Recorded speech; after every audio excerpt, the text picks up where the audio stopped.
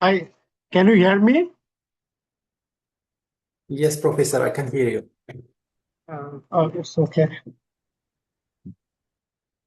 So I think we can start formally the session. Yeah.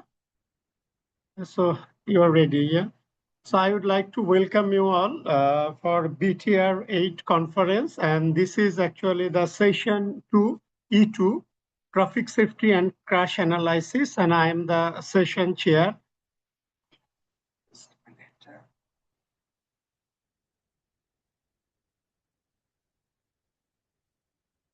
So I'm the session chair, Dr. Shakil Mohammad Rifat from Islamic University of Technology, Bangladesh. So we have 5 presenters today, and we have 2 hours allotted time in total. So I request you to finish your presentation in between 15 to 20 minutes and 2-3 after each presentation, 2-3 minutes for question and answer session.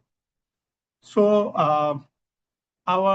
at first, I'm going to introduce the author and the co-author of the first presentation. The topic is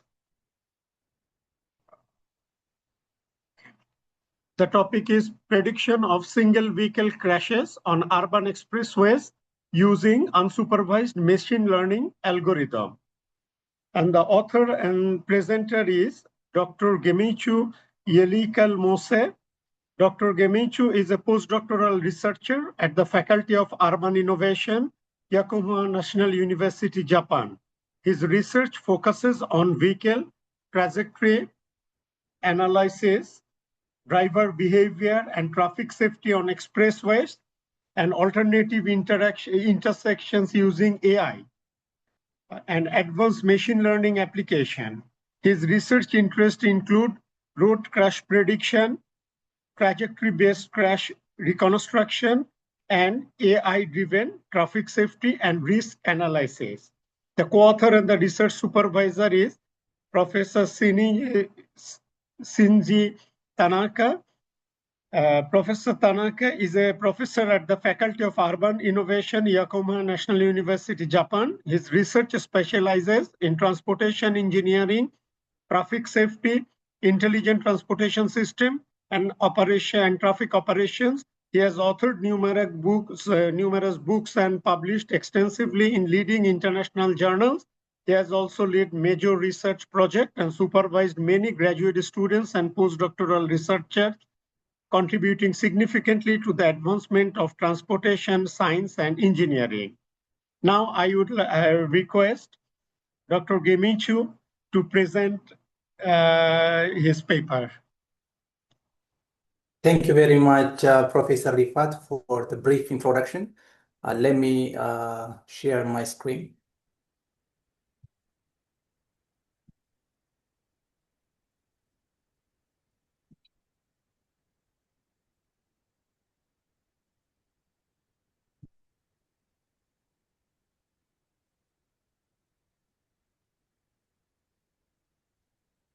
Can you see my screen? Yeah, it is visible. Okay, let me start. Yes, thank you very much, Professor Rifat, for the brief introduction. So our research topic is on prediction of single vehicle crash on urban expressway using unsupervised machine learning algorithms. So my name is Gemechu Mose, and my co-author and research supervisor is Professor Shinji Tanaka. And this is the contents of my presentation. So I will start from the research background. So according to the Global Road Safety Report, road crash is slightly decreasing, but it is reason for more than 1 million deaths globally every year. And it is one of the leading cause of deaths for young people too. But most study focus on multi-vehicle crash with limited attention or overlooking single vehicle crash predictions. But the single vehicle crash are less frequent, but disproportionately results to fatal. And this study focuses on Addis Adama Toll Road Expressway. It is the first in its kind located in Ethiopia. It is open to traffic in September 2014, and the study length covers 84.5 kilometers and featured with a 6-lane. 3 lane for outbound traffic and 3 lane for inbound traffic with more than 27,000 average daily traffic flow. And checking the geometry of this expressway, it has 25 horizontal curves, approximately 1 every 4 kilometers, and 85 vertical curves, roughly speaking, 1 per kilometer. And according to the Ethiopian Toll Road Enterprise dataset, between 2015 to 2022, about 4 couple years, 869 total single vehicle crash has been recorded in this toll road. And when we check the severity, it is nearly half, or to be exact, 47.98% results to serious or fatal injury, which is very significant. And the vehicle type and flow. So this expressway have different type of heterogeneous traffic flows ranging from passenger car onwards to multi-trailer vehicle. And the traffic management office have categorized into 7 different classes from V1 to V7. And when we check the traffic flow in 2015, it was 10,000 plus. And you can see on the screen that the traffic flow is significantly increasing year after year. And it shows slight decrement during COVID-19 pandemic due to the government restriction, but after that it keeps increasing. So generally speaking, within 4 couple years, the traffic flow were almost tripled. Dataset preparation and prediction requirement. So we have used several variables such as crash severity, impact speed, the vehicle class, driver age, road surface condition, road lightning condition, vehicle models, and road geometry in our prediction model. But having only historical crash data is not sufficient for developing the prediction model. So we have to have normal traffic observation data. But unfortunately, we don't have that data. But the previous study in generating this normal traffic observation data were based on the occurrence time and day, overlooking other factors. And also the other have used quite high imbalance ratio between the actual crash data and the prediction, the non-crash events, for example, 1 to 23% ratio. Even though road crash are rare events and understandable, but in this kind of fragmented imbalance ratio will result to the prediction model to fail to predict the actual crash data. So it is very important to imbalance, to resolve this imbalance ratio. So now we use the conditional tabular generative adversarial network. It is one of unsupervised machine learning algorithm to generate synthetic observational data. And we have also used several variables based on the variable importance factors. And we generate the generated data plus the historical crash data were integrated with machine learning algorithms for developing the prediction model. Methodology that we have used, basically we use CT GAN or conditional tabular generative adversarial network, because this CT GAN is pretty good in working with limited crash records and can learn and feature different variables and strong feature learning powers as well. And it consider data realism as well. So this CT GAN have 2 algorithms. The first algorithm is a generator and the second algorithm is a discriminator. So after we import the historical crash data, this generator algorithm will generate a random synthetic data set, and the discriminator will identify statistically representative synthetic data. So with this kind of super complex loops, we generate 4,779 non-crash events, basically statistically representative non-crash events based on 869 actual crash data. So after that, we choose 3 supervised machine learning algorithms, for example, random forest, because this random forest is quite powerful in capturing diverse feature and the bootstrap radius class imbalance, and powerful in identifying critical determinants as well. And also we use extreme gradient boosting because it reduces overfitting and support rare events and handle large scale data and quantify feature impacts as well. So, and also we use logistic regression model, even though this logistic regression model is quite poor with complex nonlinear pattern, but it is powerful in capturing diverse features. Model development and validation. So basically, we set 3 scenarios, 10% taste and 90% training for the first scenario. And second scenario, 20% test and remaining 80% training for our models. And the third scenario is 30% test and 70% training. So we use confusion matrix for our model validation with, of course, many different metrics such as accuracy, precision, recall, and specificity. So let me explain in detail about the results.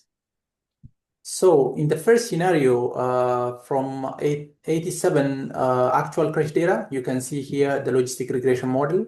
The true positive value is 0, meaning the logistic regression model was unable to detect even one actual crash data. So all 87 of them were misclassified as non-crash events. And from 435 non-crash data, 432 of them were perfectly classified, that is true negative, and the remaining 3 were misclassified as a false positive.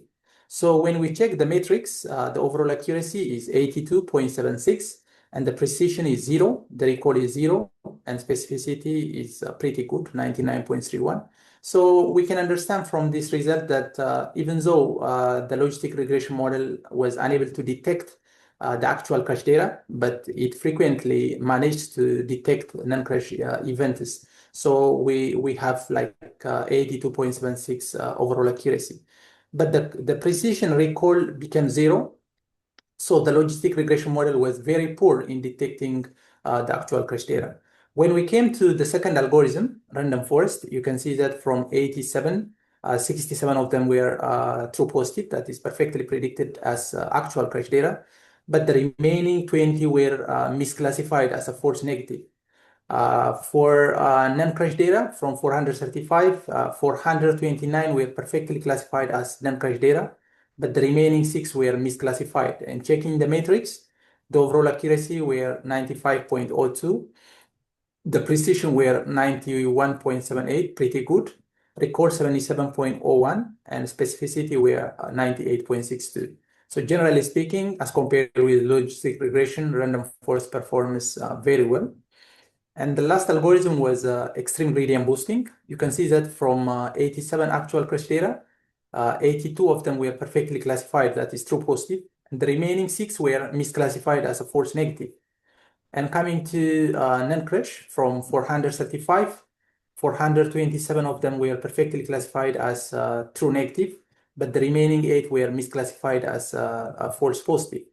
So when we check the matrix, overall accuracy, we are 97.51. That's pretty good. And the precision, 91.11. That's also a promising result. Recall, 94.25. And specificity, we are 98.16. So as compared with the two algorithms, logistic regression and random forest, extreme gradient boosting performance quite good. And similar fashion, we apply in the second scenario with 20% test and 80% training.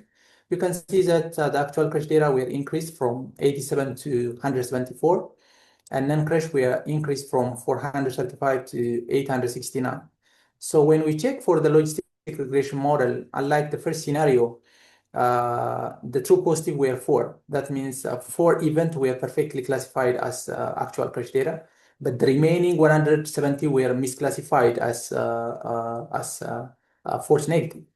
So checking the non-crash event from 869, 865 were perfectly classified, that's true negative, and the remaining 4 were misclassified as a false positive. So when we check the overall matrix, overall accuracy shows slight improvement as compared with the first scenario, and the precision also from 0 to 50, quite good. Recall from 0 to 2.29, even though it shows a slight improvement, but still the model fails to predict more of the actual crash data. So coming to the random forest, you can see that from 174, 136 were perfectly classified, that is true positive, and the remaining 38 were misclassified. And when we check the non-crash event from 869, 856 were perfectly classified, that is true negative, and the remaining 13 were misclassified as a false positive. And checking the matrix of the confusion matrix, overall accuracy, we are 95.11. Yeah, it is quite good, even as compared with the previous scenario. And the precision 91.27, it shows slight decrement, but still pretty good result. But recall 78.16, it shows a slight improvement as compared with previous 10% taste. Specificity 98.50. And when we check the third algorithm, extreme gradient boosting at 20% taste and 80% training, you can see that from the actual crash data, from 174, 162 is true positive, meaning the model perfectly predicts 162 events, and the remaining 12 were misclassified. And checking the non-crash event from 869, 859 were perfectly classified as non-crash data, and the remaining 10 were misclassified. Generally speaking, the overall accuracy were 97.89, that's pretty good. Precision 94.18, recall 93.10, specificity 98.84. That is a promising result. So as compared with the first scenario, the extreme gradient boosting performs very well at 20% taste and 80% training. And also, as compared with other algorithms, random forest and extreme gradient boosting, random forest and logistic regression model, extreme gradient boosting performs quite good. Even as compared with the third scenario, extreme gradient boosting at 20% performs very well. So coming to research finding and summary. So research finding, comprehensive crash-related variable improve risk prediction by capturing the combined effects of vehicle, driver, roadway, environment, and crash severity factors beyond the conventional traffic flow indicators. And CityGAN effectively generate representative non-crash sample, overcoming data imbalance and improving reliability of supervised machine learning models. And extreme gradient boosting achieve the best predictive performance, providing high crash detection capacity while minimizing the false alarms as compared with the first two algorithms, logistic regression and random forest. And impact speed was also identified as the most influential crash predictor when we compare only with the historical crash record data. And the optimal validation performance was achieved using 20% test scenario, providing the best balance between the model training and prediction reliability. So future direction. So even though we have quite promising result in the prediction model, we also want to acknowledge that if we increase the historical crash data from 869 to more, so we can have sufficient data for CityGAN to learn and generate good statistical representation of synthetic data. And we also want to acknowledge that we generate the synthetic data using CityGAN based on historical crash data. So we didn't validate the result with the real world data set because we don't have that data at hand this time. So we encourage to validate the potential discrepancy between CityGAN generated synthetic data with actual real-time crash events. So these are some of the references that we have used in our research. And thank you very much for your kind attention. Okay, thank you very much, Dr. Gemechu, for your nice presentation. So I'd request the audience to, if you need to know anything or any clarification, you can ask, feel free to ask him some questions.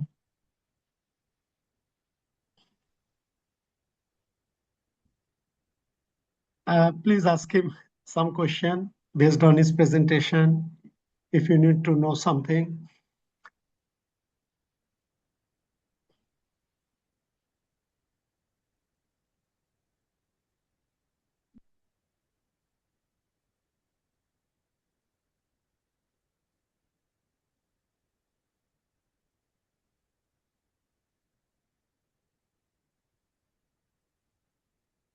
Okay, just I have one small query. Regarding the synthetic data, yeah, that means you are going to use the synthetic data for increase your observation, okay?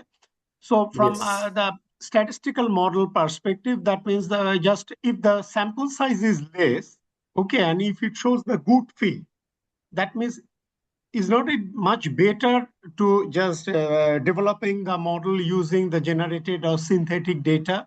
That means, what is the advantages from application point of view using the synthetic data? Yes. Okay. Thank you very much, Professor Rifat, for this very interesting question. So, as you said, basically, when we miss or when we don't have access to non-crash events, it is quite good to generate kind of statistically representative synthetic data so that we can manage to develop the prediction model. But as I said in the limitation section, we didn't manage to compare with the actual non-crash events because we don't have that data. But we generate this synthetic data based on the historical crash events. So it is quite good that in the place where or in the country, like in developing country, like in Ethiopia, it is quite difficult to have non-crash events because of different factors. So in that case, this generating a non-crash event is more advantageous. But still, if we manage to have some non-crash event, if we combine them, I believe we can have kind of good non-crash events combining with synthetic data. Do I Okay, thank go you. to your question? Yeah. Thank you very much.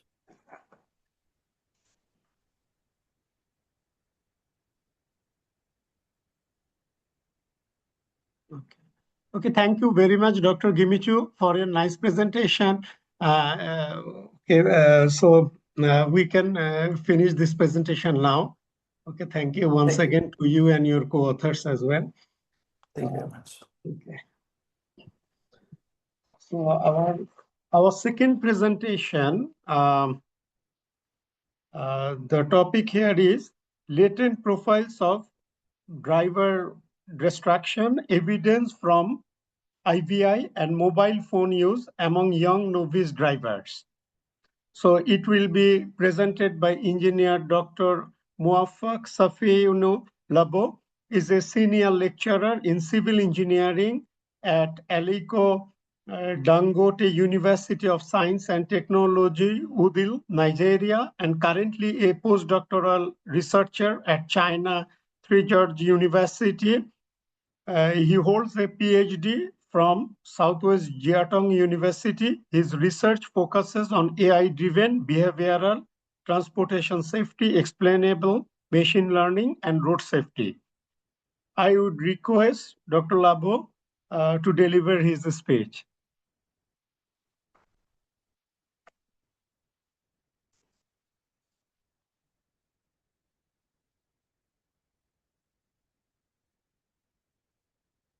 Dr. Labbo, are you here now? Yeah, he's here. Yeah, good morning, everyone. Can you hear me? Yeah. Okay, let me share my screen. Yeah.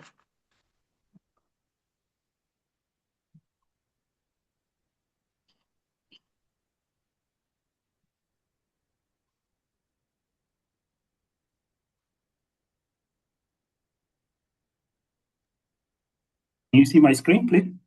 Yeah. It's visible now. You can use the full screen. Yeah. Okay. And are you able to share your camera as well? Okay, let me see if I can do it. Okay. Thank you. Okay. All right.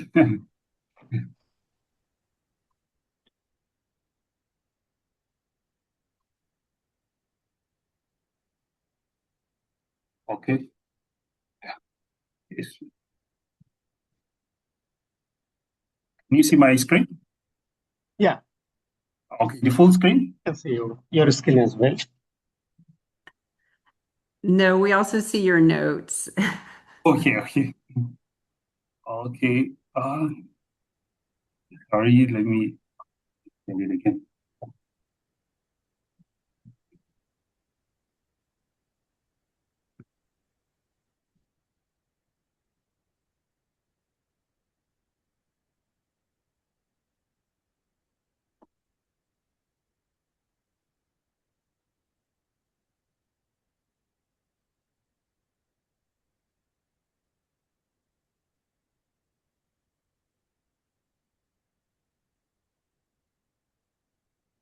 Oh, now can you see now? Yeah. Okay, fine. The full screen, right? Okay. It's okay. Good morning, everyone. My name is Dr. Muwaffaq and Labbo. I'm here from Gorges University. I'm also affiliated to Aliko Dangote University of Science and Technology, Udio in Nigeria. So thank you. First of all, thank you to the BTR organizers. Today I'm presenting work on how young novice drivers in Nigeria get distracted, not just by their phones, but increasingly by the in-vehicle infotainment system built into their vehicles. So the idea I want you to live with is distraction is not one uniform behavior. It clusters into distinct driver profiles. And once we see those profiles, very counterintuitive things may emerge, including that more driving experience does not necessarily mean safer behavior. So you can see three colors from my slide. So these three colors, red, amber, and green, are the three profiles we'll uncover, and I will carry that color code throughout the whole presentation. So let's ground the problem. Distraction actually is not a marginal issue. It accounts for almost 8% of crash fatalities in the US. And in Nigeria, estimates run as high as 40% of crashes. You see the margin is very high. Young novice drivers are the sharp end of this problem. When they engage in secondary tasks, their crash rate is 4 to 6 times higher than experienced drivers. Now, the key framing on the dark bar below, from the screen you can see, at the bottom, we have spent 20 years studying phones as a means of driver distraction. But the race is moving. Modern cars now have large touchscreen infotainment systems, and those impose virtual, manual, and cognitive demands that we have barely studied, especially in low and middle income countries. So the gap that motivates the whole idea of the study is when you look at the in-vehicle infotainment, in-vehicle distraction literature, roughly about 90% of it comes from high-income countries. That matters because the driving context in Nigeria and other similar environments is genuinely different in ways that change behavior. Let's see three quickly ideas that motivate this research. First, drivers lean much harder on navigation app because signage is very poor in low and middle income countries like Nigeria. So the routes are not that familiar, so they are touching the screen constantly to navigate through the route. Second, there is strong occupational and social pressure to stay reachable. So people answer calls while they are driving. And thirdly, enforcement is inconsistent and there are simply no rules governing built-in infotainment system. So we cannot just import findings from West Europe or US and we make them localized in countries like Nigeria that have such kind of problems. So we need local evidence, which is exactly what the data set provides. So what are we actually trying to do and why should we care?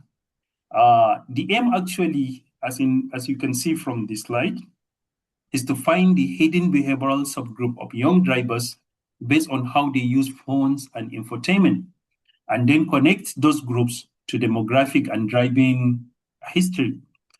So we have 4 contributions from this study. One, it's contextual.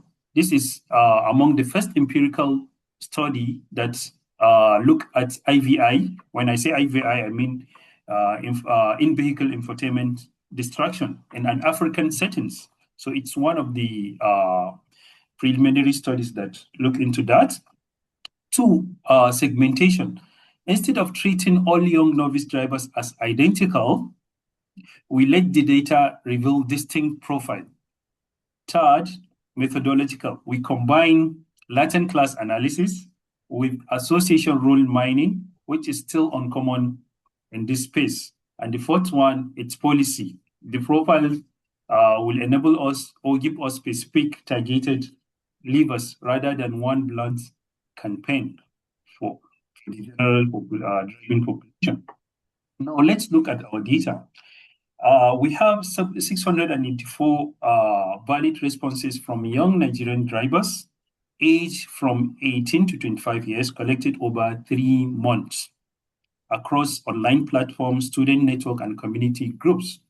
So the instrument is an adapted version of the behavior of young novice drivers, a popular scale used to for young novice drivers, BYND, which is well validated. Our adaptation held up with a Chromback alpha of 0.85. So we have a very good internal consistency. So a few things to notice about who these drivers are. One, the sample is fairly balanced on the gender. We have 56 to 44, so almost balanced on the gender side. So we have also that drive more than 5 hours. So this is like fairly an exposure group. And the number in red, as you can see, we have almost 44% of the sample reported at least one crash in the past year. So this is an experienced but high risk population. So here is the analytical pipeline in 4 steps. Step 1, the survey. We have 13 distraction items, each rated on a 5-point frequency scale from never to always. Then in the second step, we dichotomize those scale into simple yes and no, which is a standard practice in Latent class analysis. And it helps in stabilizing the model, actually. So step 3 is the heart of the analysis, that is the Latent class analysis. The Latent class analysis is a person-centered method. Instead of asking what predicts distraction, it asks, are there hidden subgroups of drivers whose response patterns cluster together? So that is all about the Latent class analysis. In this 4th step, once we have the classes, we then run a priori algorithm, that is the association rule mining, to link the class membership to demographic and driving history and find the strong combination. And the theory tying all this together, it's the risk homeostasis theory. The idea that drivers manage toward a target level of risk, which set up the counterintuitive findings you'll see shortly. So methodological aspect, how many profiles? So we fit the Latent class solution from 1 to 5 classes, and we compared the fit indices. As you can see from the chart, it shows the BIC and the CAIC both bottom out at 3 classes, as you can see cycled. So now, AIC actually keeps decreasing as you add the classes, but that's exactly what it is non-weakness. The AIC tends to reward over parameterized models, while on the other hand, the BIC and the AIC penalize complexity more strongly and are generally preferred for this kind of work, that is Latent class analysis. So the point is simple, that the profile I'm about to show you are statistically justified, not just choosing for convenience. So are the distinct distraction profile we have. So the data sorts young drivers into 3 roughly equal size profiles. On the left, that is the red, we have the distraction prone, as we call them, a third of the sample. These drivers score high on everything, phone and infotainment and physical activities while driving, a generalized multitasking tendency. So from the middle, we have the amber, that is the navigation focus, about 31% of them. And this group is interesting because they are selective. They interact heavily with navigation buttons, radio and climate controls while they are driving. but they largely leave their phones alone. They may feel that the built-in systems are the safe way to be busy while driving. And on the right, you can see the green ones. So we call them safe and engaged. About 6% of them have low distraction across the board. So the headline for all this is distraction is not one behavior. It is at least 3. And the amber group in particular tell us that the in-vehicle infotainment distraction is its own phenomenon, not just the phone used by another name. So let's look at how the profile differs item by item. The probability that a driver in a class report its behavior. You can see the Dhaka cells means higher probability. Let's look at the red one, that is distraction prone. The distraction prone drivers are dark everywhere. You can see that almost the red ones are almost red, so meaning that they have high probability across almost all the items. So now the amber one, that is the middle one, the navigation focus, tuning radio while driving, and reaching for unrelated object while driving, both hit 1.0. That is that result on the slide. So while their phone messaging items are noticeably lighter, so that is the select device integrated pattern. But for the green one, that is the safe and engaged, light throughout most of the table, with one telling exception, that is they talk with their passengers. Is the highest cell at that is 0.7. They have scores of 0.7. So we can see that even careful drivers rationalize behaviors they see as harmless. So this is the probability distribution across each of the profiles.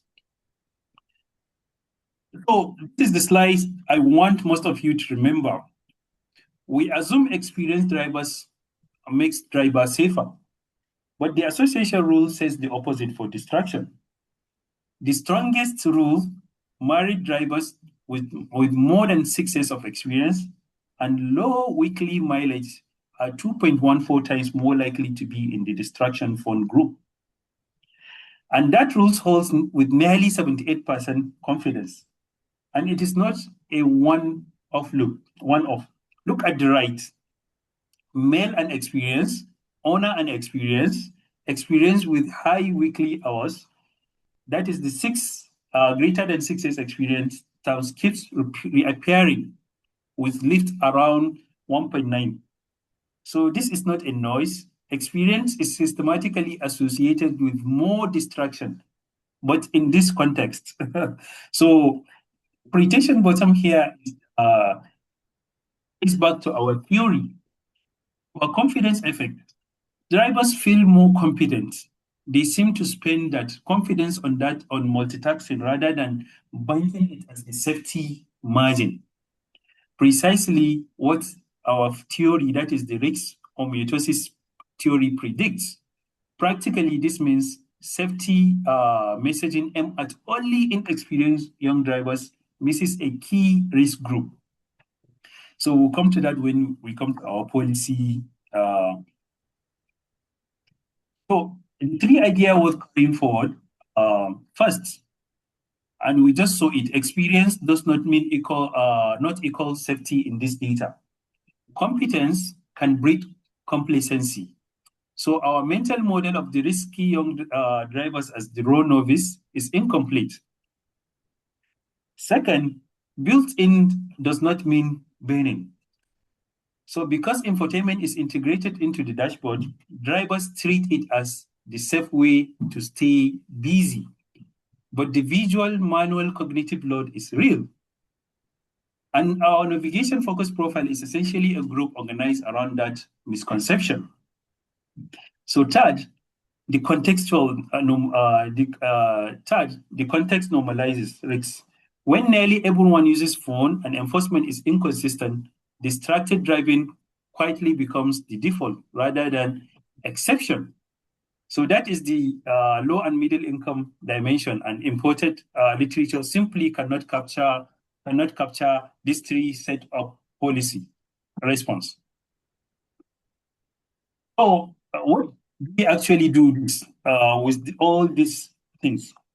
We come up with three levers. One, design. So because so much of this is technology itself, the cleanest wins are in interface design. First, simplify the IBI menus. Make control control voice first and lock out the most complex interaction while the car is moving. Two, behavior and norm. Behavior and norms. Run social norms campaign, but aim them at experienced young drivers also, and deliberately reframe infotainment use as active distraction rather than harmless convenience. For the third, enforcement. Resources are very scarce in low and middle income settings.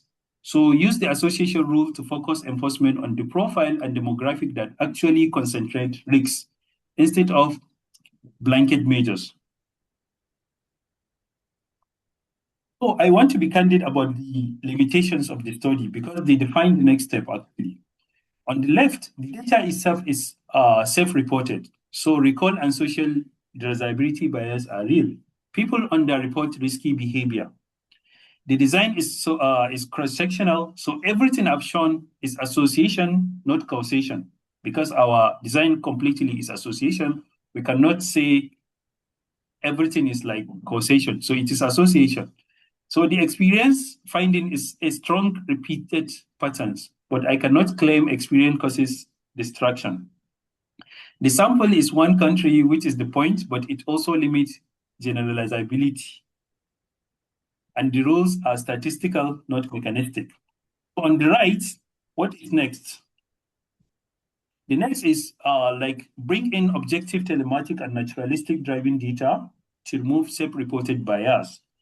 Design studies that can actually test the overconfidence mechanism, run field trials or profile based on intervention to see if targeting works, and replicate across other low and middle income contexts. So these are the limitations and future work of the study.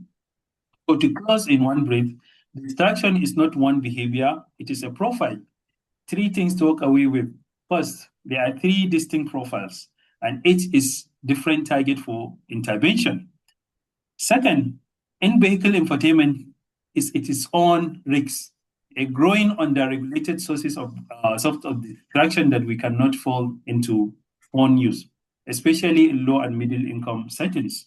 And third, the finding that most challenges the intuition is the most experienced young drivers were often the most distracted, consistent with an overconfidence effect. So if we design smarter interface, target the right drivers and stop assuming experience equals safety, so we can have a real progress in distraction behavior. Thank you so much for listening. I'm sorry for the little distraction during my presentation. Thank you so much, everyone.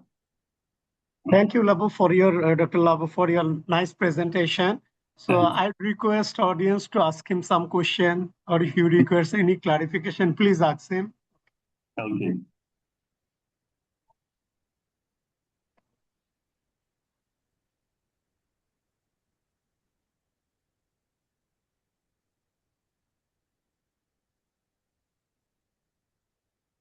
So if you have any question, please feel free to ask him. Well, I have a question that is not technical. Okay. Yeah, I think we'd love to know what kind of bird that is. What kind of? Bird in your background screen. Okay. Is there a bird in my background? Is it a peacock?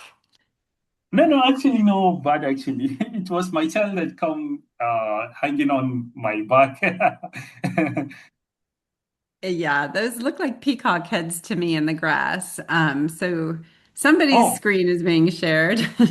Okay. Okay. There is no any bird there. Oh. Thank you.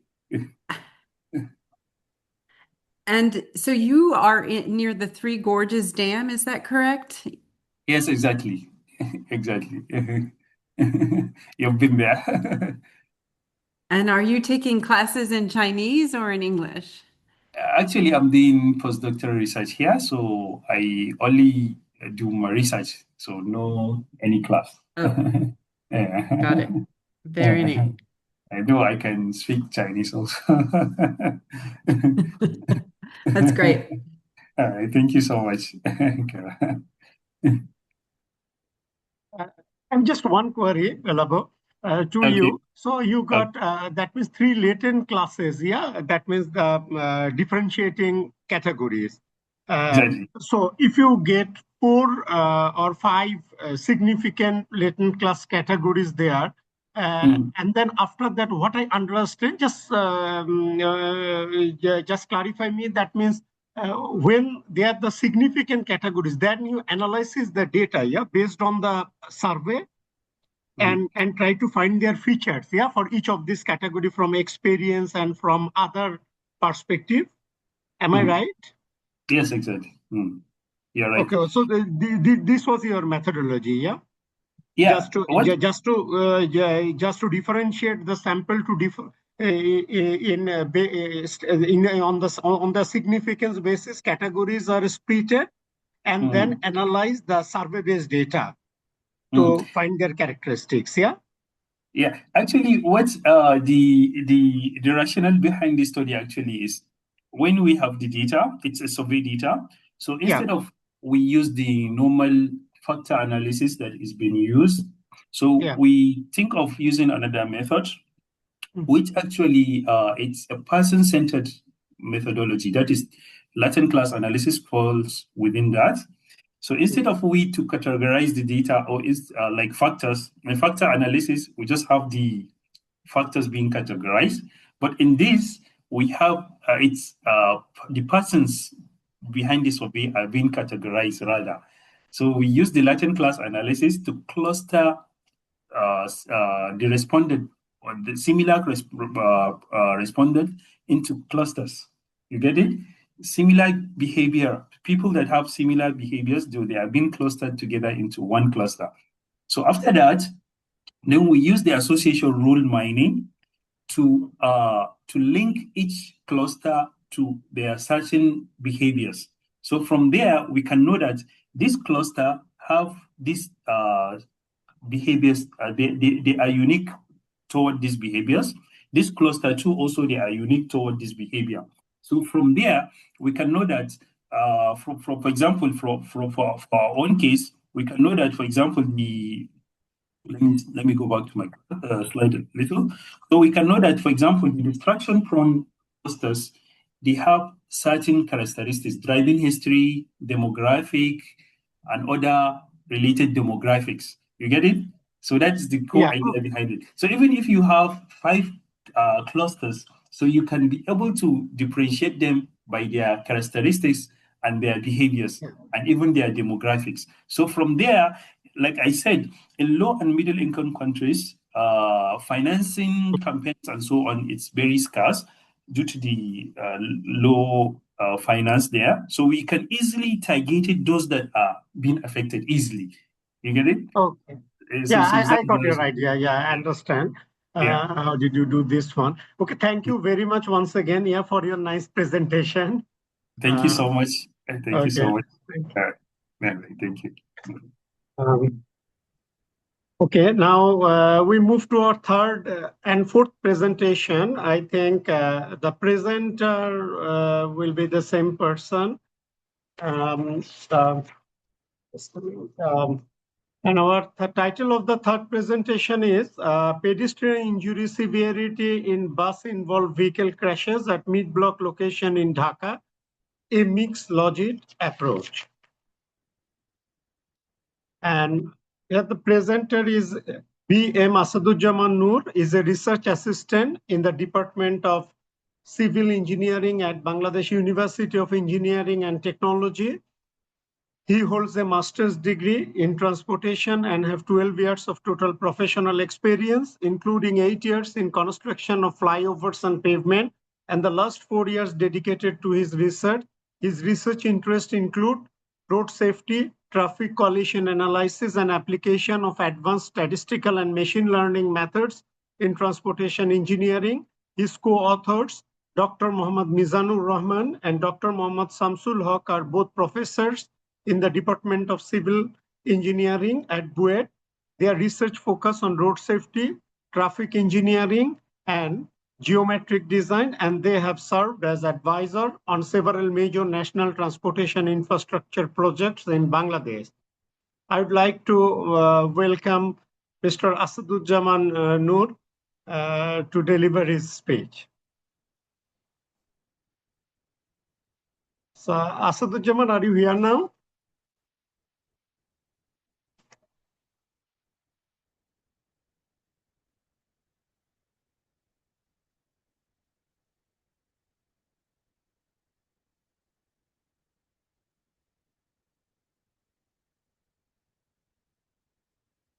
Mr. Assaduzzaman Noor, are you here? Are you present now?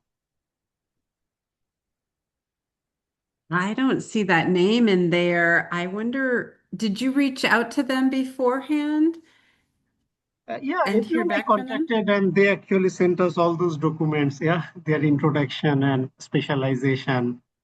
Fabulous, fabulous. Well, I would just have the tech chair or the tech support person, Fatima, I think it is, if she could write to the four authors and find out, remind them that this has started and give them the URL. Maybe they'll get here by the end of the session, but you should move on. Okay. I think I can go for the third and the fourth presentation will be given by Mr. Assaduzzaman. So I can move to the fifth presentation now if the presenter is here. Yeah. Yes, I'm here. Oh, okay. So are you okay to present now? Yeah, sure, I can present now. Thank you. Okay, thank you very much. So by this time, actually, Fatima can contact with him. Mr. Assaduzzaman will ask later to present. Our fifth presentation, the title is Examining the Impact of Advanced Vehicle Technologies on Speeding and Injury Severity Outcome.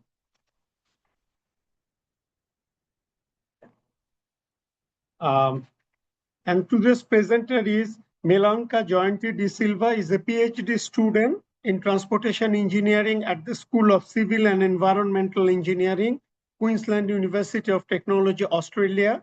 Her PhD research focuses on speed management, road safety, advanced vehicle technologies, automated enforcement, and crash injury severity modeling with an emphasis on advanced econometric methods. She holds a Bachelor of Science honors in civil engineering from General Sir John Kotelawala Defence University, Sri Lanka, and a Masters of Engineering in Highway and Traffic Engineering from the University of Moratuwa, Sri Lanka. She also has 5 years of experience in the construction industry. Her co-authors are Dr. Shamsul Nahar Yasmin, Senior Lecturer in Transportation Engineering at the Queensland University of Technology, Professor Sebastian Glesser, Director of the ARC Training Center for Automated Vehicle in Rural and Remote Regions, and Research and Professor at the Queensland University of Technology Center for Accident Research and Road Safety, Professor Shimul Muhammad Mazharul Hoque, Head of the School of Civil and Environmental Engineering and Professor of Transport Engineering at Queensland University of Technology, and Professor Dennis J. Walls, Professor of Practice at Queensland University of Technology and Chief Engineer, Engineering and Technology at the Queensland Department of Transport and Main Roads, Australia. So I would request Dr. Melanka to deliver his speech. Thank you, Professor. I'm a PhD student still. So can I share my screen? Yeah.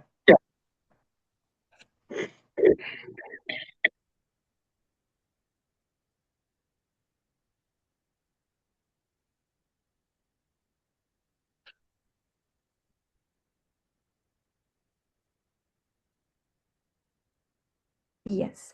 Can you see my screen? Yeah, we can see you. Okay. Hello, everyone. I'm Melanka Jayani de Silva, a PhD student in Transportation Engineering from Queensland University of Technology, Australia. Today, I will present a part of my PhD research examining how advanced vehicle technologies intersect with speeding and injury severity outcome. The central idea is simple. We already know that speed matters for road trauma, but the effect of speeding may not be the same at every level of injury severity. And it may also differ depending on the technology configuration of the vehicle. So going forward with that idea, I examine those two sources of variation together within an ordered injury framework. Before I begin, I would like to acknowledge the Turrbal and Yugara people as the First Nations owners of the lands where Kivuti now stands. Now I will briefly introduce the research team supporting this work. This work forms part of my PhD research at Kivuti, my principal supervisor, Dr. Shamsul Yasmin, with Professor Sebastian Glaser as associate supervisor, Professor Shimul Huq as mentoring supervisor, and Professor Danish Walsh as mentor. My supervisory team brings expertise across transportation engineering, advanced econometrics modeling, road safety, automated vehicles, injury severity analysis, and transport practice. With that context, I will move on to the central motivation, why speed still requires more crucial analysis, even though its safety importance is already well established. Speed remains one of the most consistent predictors of injury severity. In Queensland, Australia, around 30% of road fatalities are speed related. At the same time, the speed fatality relationship is strongly nonlinear. The power model literature approximates fatal crashes using a fourth power relationship with speed. So physically, that makes sense. Higher travel speed reduces the time available to respond and increases the kinetic energy that must be dissipated during the impact, which in turn increases the potential for severe injury. That leads to my next question. So if speed is so important, what assumptions in conventional injury severity analysis may be hiding the way its effects actually changes across crash outcomes? So I framed the problem around three assumptions.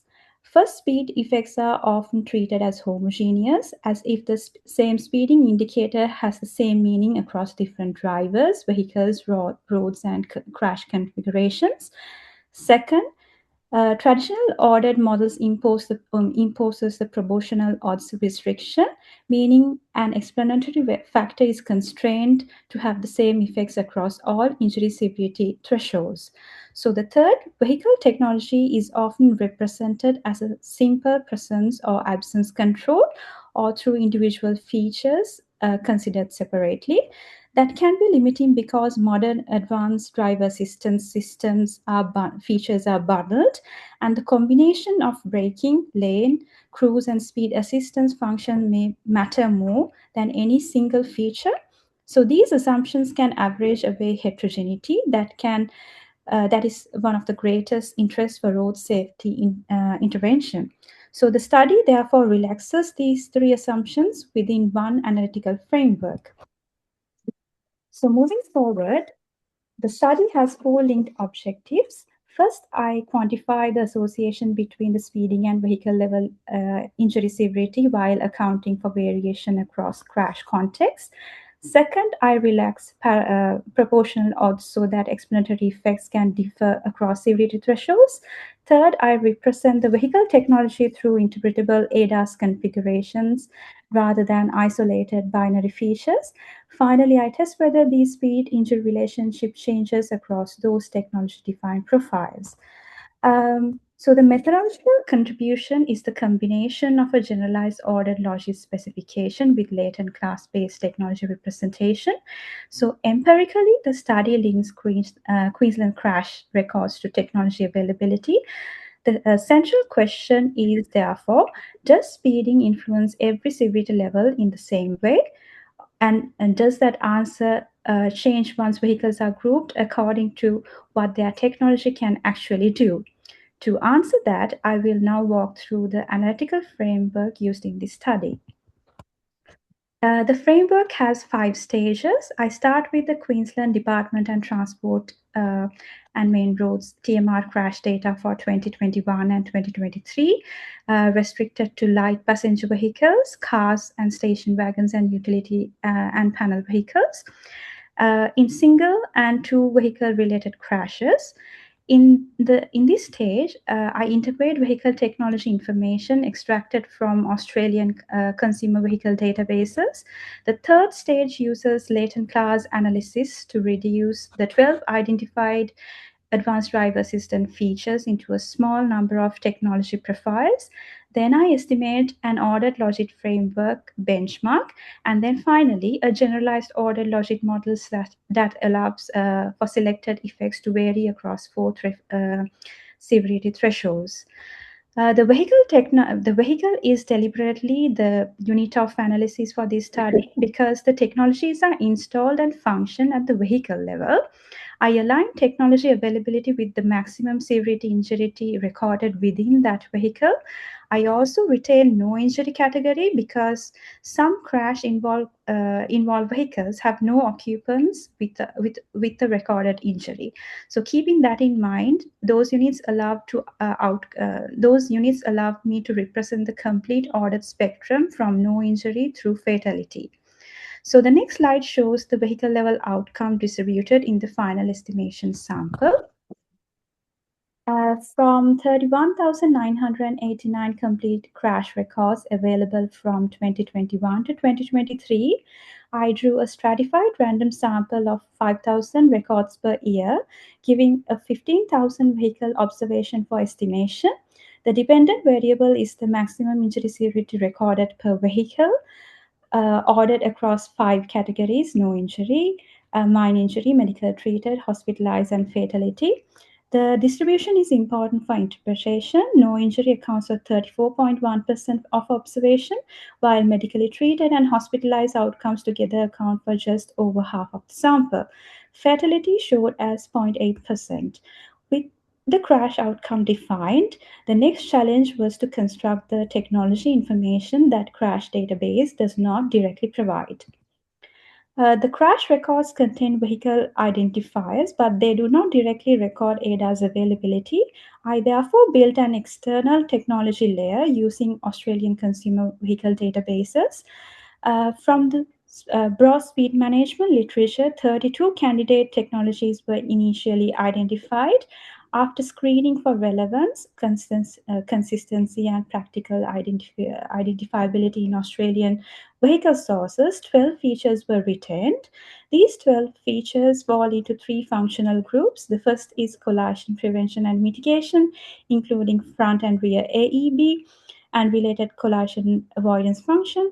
The second covers lane and vehicle path control. The third is the most directly connected to speed awareness and longitudinal control, including intelligent speed assistance or speed limit assist, traffic sign recognition, active or intelligent cruise control, and adaptive cruise control. Terminology was aligned with NCAP, the Australian safety protocols. I next use latent class analysis to identify recurring technological topics. Latent class analysis is appropriate here because the ADAS variables are binary and the underlying groups are not directly observed. So unlike k-means and hierarchical clustering, LCE is probabilistic. It estimates class membership and item response probabilities. So it can represent uncertainty rather than forcing every vehicle into purely geometric cluster. And it also provides a practical form of dimension reduction, turning 12 indicators into small number of interpretable technology profiles. I estimated solutions 1 to 15 from 1 to 15 classes. Following the selection used by Chang and colleagues, I considered both information criterion improvement and entropy as well. The 5-class solution was written because the reduction in the Bayesian information criteria, the BIC, from 4 to 5 classes fell below 1% at 0.71%, while the entropy remained high at 0.9407. So that gives a balance between fit, parsimony, and separation. The 3 and 4 class solutions are retained as robust benchmarks. So what do those 5 latent cross groups actually present? The 5 classes can be read as technology profiles rather than deterministic vehicle groups. So class 1 is the minimal technology support group, class 2 is cruise dominant, class 3 combines cruise assistance, and class 4 is in immediate lane and front safety profile, and class 5 is the most technology rich group with both speed assist and intervention capability. With the technology heterogeneity represented, I can now explain the econometric step that allows effects to vary across injury scales. The ordered Logit model provides the benchmark. It assumes an underlying continuous injury severity propensity, while the observed outcome is determined by where the latent propensity falls relative to a set of thresholds. The strength of ordered formulation is that it preserves the natural ranking of injury outcomes. Its limitation here is the proportional odds restriction. The coefficient of an explanatory variable is held constant across all thresholds. So, the generalized ordered Logit model relaxes this restriction by allowing the thresholds to be functions of covariates. So in practical terms, this means the effect of speeding can be different at the no injury to minor threshold, minor to medically treated threshold, and medically treated to hospitalized threshold, and the hospitalized to fatality threshold. So that threshold-specific flexibility is what lets the model test the central hypothesis rather than averaging the effect across the entire injury scale. So before showing the coefficients, I will briefly provide the estimation sample so the context of the results is much more clearer. The sample is dominated by 2 vehicle crashes, particularly angular and rear end crashes, and most observations occur on roads with posted speed limits between 60 to 90 kilometers per hour. The driver's gender distribution is almost balanced, and most conditions are fine, dry and daylight. Speeding is recorded for only 3% of vehicle records. At the same time, 87.3% of the vehicles fall into minimal technology support class. So the next slide establishes the threshold structure for the generalized ordered Logit model. The 4 estimated threshold increase monotonically from TH1 to TH4 and are statistically significant at 99% level. This supports the ordered representation of 5 injury outcomes. For the results that follow, a positive coefficient indicates movement towards more severe side of the threshold, while a negative coefficient indicates movement towards less severe side. And if a value is repeated across TH1 to TH4, that variable was restrained as proportional, and a dash indicates that the effect is not statistically significant at 10%. So with that interpretation in place, we can look at the central results for speeding. So this is the main result of the study. The speeding indicator is not statistically significant at TH1 to TH2. At TH3, there is a small negative coefficient that is only marginally significant at the 90%. But at TH4, the transition from hospitalized injury to fatality, the coefficient is 2.2035 and significant at the 99% level. It is the largest behavioral coefficient in the model. The important point is that not speeding is unimportant at lower levels, injury levels. Rather, within this crash sample, its strongest identifiable association is with escalation at the fatal margin. So a conventional proportional odds model would compress these different threshold effects into one average coefficient and could therefore obscure the association where we should actually concern about. This finding is also consistent with the physical expectation. At higher impact speed disproportionately increases the energy transferred in a crash. From a policy perspective, it supports attention to context in which escalation to fatal injuries possible. However, I want to be precise about what the model does not show, because speeding recorded only as a binary contributing factor. This analysis cannot determine appropriate enforcement tolerance levels, distinguish low-level from high-level speeding, but by itself justify a specific distribution of enforcement. So those remain separate enforcement and policy questions, which we will further study. And the next slide shows that this threshold-dependent pattern is not unique to speeding. Several behavioral and vulnerability factors also intensify the upper end of the scale. Several behavioral and vulnerability variables shows that same broad pattern of escalation. Passenger status, older age, seatbelt non-use, drink and drug driving, distraction and fatigue all have stronger positive associations at higher severity thresholds. The younger casualty effects is heterogeneous. Also, vehicle age behaves differently. Vehicles aged 11 years or more show a consistent positive coefficient of 0.2846 across all thresholds. The roadway and crashway considerations add another layer of heterogeneity.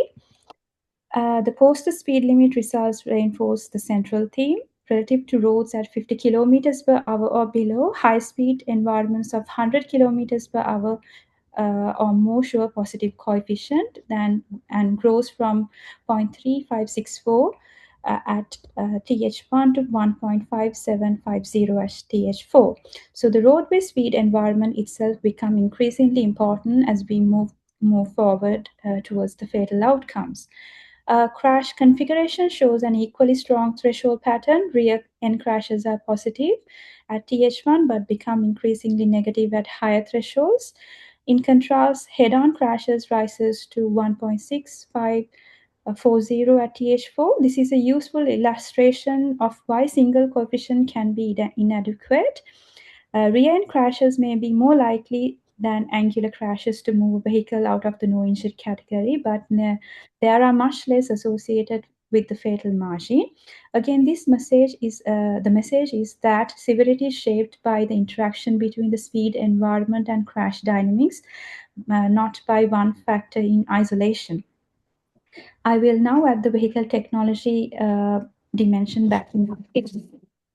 And so this is class 1, the minimal technology support as the reference. The technology effects are not uniform. Class 2 shows no statistically significant effect at any threshold. And class 3, the mixed cruise and warning profile has a coefficient of minus 0.234, 0.2374, that is significant at 99% level and constant across all thresholds. This is the only technology profile with a consisting protective association across the severity scale. Class 4 is the positive at TH2 only. The class 5, the high speed assist and intervention profile, has the largest single protective estimate. Technically, that means the association is concentrated at the first threshold relative to the minimal support, and class 5 is associated with a lower propensity.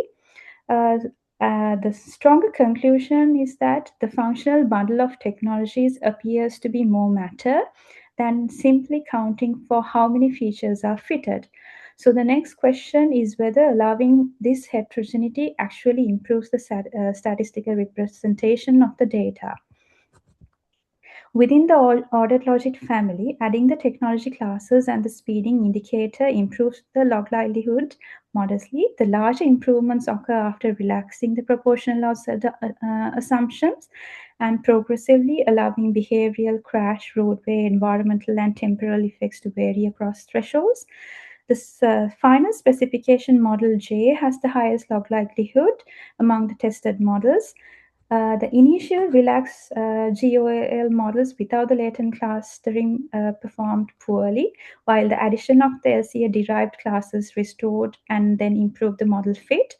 I interpret that as evidence as the threshold-varying structure and the technology segmentation together provides a more suitable representation of this data than the baseline ordered specification. So what does that more flexible description imply for speed management? I brought 3 implications with some caution because the analysis is associational. First, speed management should recognize context rather than rely on average effect. The strongest speeding association appears as the fatal margin, and high posted speed limit environmental are also intensified toward TH4. This supports prioritizing high consequence context in risk assessment in an intervention design. It does not mean enforcement should disappear elsewhere, and this model does not address the separate question of enforcement tolerance level or natural justice settings. Second, the technology results suggest as functional packages matter. And class 3, which combines braking support, sign awareness, lane keeping, behaves differently from cruise dominant assistant alone. I would therefore frame the implication as evaluating integrated technology packages and their interactions with drivers rather than assuming that the presence of one individual feature guarantees the safe benefit. Third, technology complements behavior and it does not replace it. So seatbelt non-use, drink and drug driving, distraction and vulnerability remain strong even after technology profiles are included. So the broad systems argument is therefore that injury severity emerges from the interaction of driving behavior and vehicle technology and roadway environment. Enforcement, infrastructure, and in-vehicle intervention should be treated as complementary components of speed management rather than isolated solutions. So that brings to my conclusion the limitation and where this work next moves on. So the main conclusion is that the proportional loss assumptions is restricted for this application. The key variables do not have one uniform effect across the injury severity. And also, there are several limitations I want to keep visible. So ADAS is measured as availability as base trim, not verified engagement at the time of the crash. The results are associations and also not causal effects. The scope is limited to light passenger vehicle in single and two vehicles in Queensland crash from 2021 to 2023. And because the activation or use is not observed, technology availability is an imperfect proxy for actual technology exposure.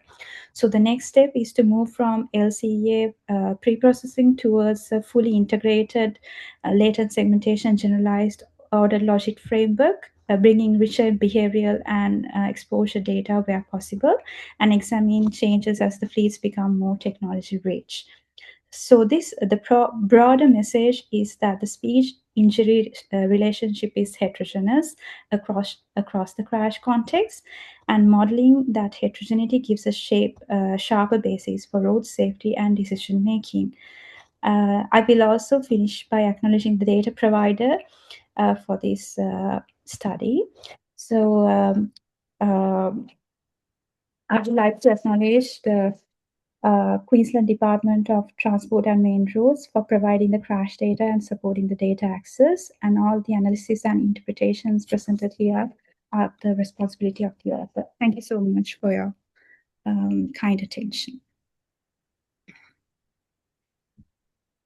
Okay, thank you. Thank you, Melanka, for your nice presentation. So I'd request audience, if you have any question, please ask him.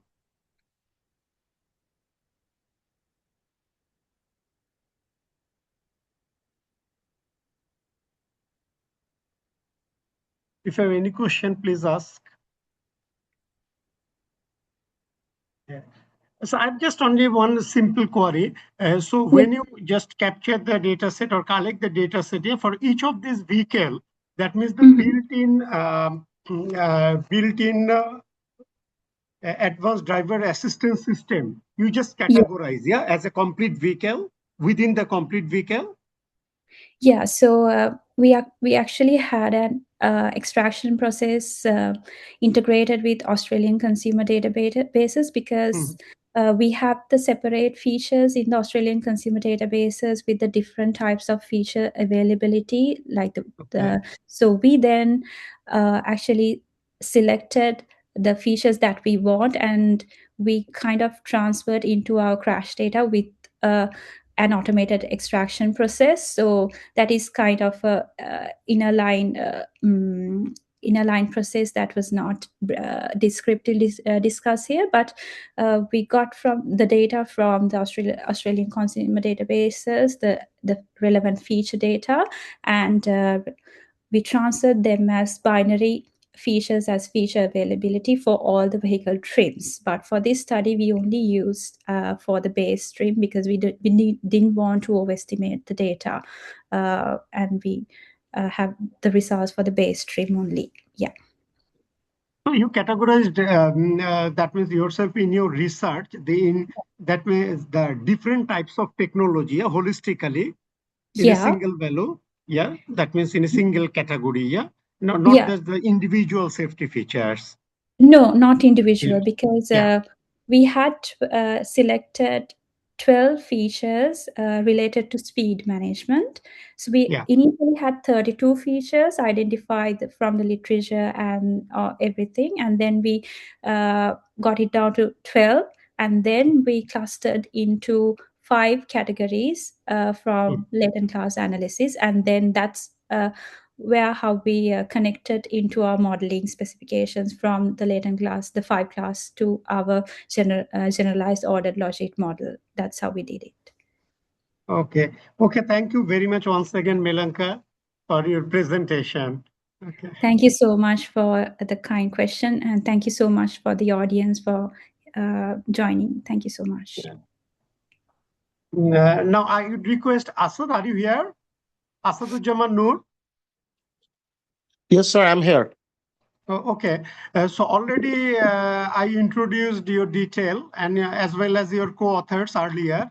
He was not available at that time, so I'm not repeating it because we have the time constraint. So you just go through, just directly start your presentation now, okay? The two presentations you have. I think the third one is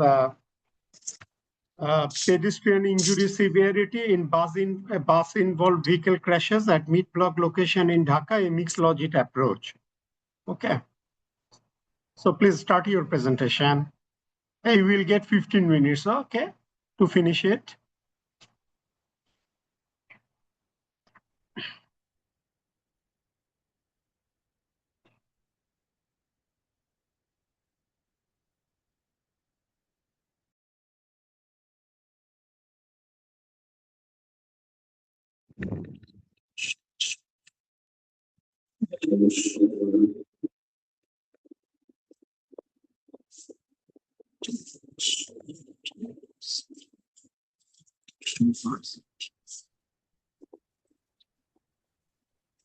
It's almost 11:30 here at night in Austin, so I'm gonna go to bed, but I hope you guys can figure out how to add your headshots, and Assad will be sharing his camera, I'm sure. So Thank you so much, ma'am. But unfortunately, my computer internet connection is cut down. That's why I'm using my cell phone, and it was very difficult to me to sharing my phone device, the prepared presentation. I need some little time, ma'am. Please. I hope you can absolutely. understand the And situation, ma'am. you can also email the slide deck to Fatima or the chair, All and right, they all can right. run the slide deck while you speak over Yes, it. yes, exactly. All right, ma'am. All right, ma'am. I'm doing it as early as possible, ma'am. Yes, ma'am.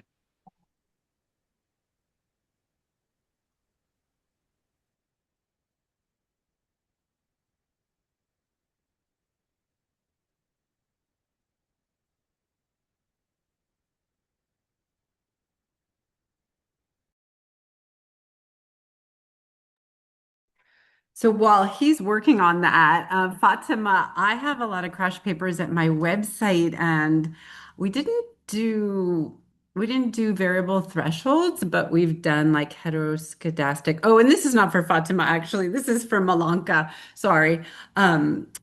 So we do a lot of crash severity, and it's always interesting to me how women are more likely to be injured once a crash occurs, right? And of course, bigger vehicles cause a lot more damage to other vehicles. And I hate it here in the United States, those big truck drivers, they actually often pay less for crash insurance than these, much smaller, less aggressive vehicles because they do so much damage to other people and they get to walk around and basically, crush other vehicles. I don't know if you noticed that.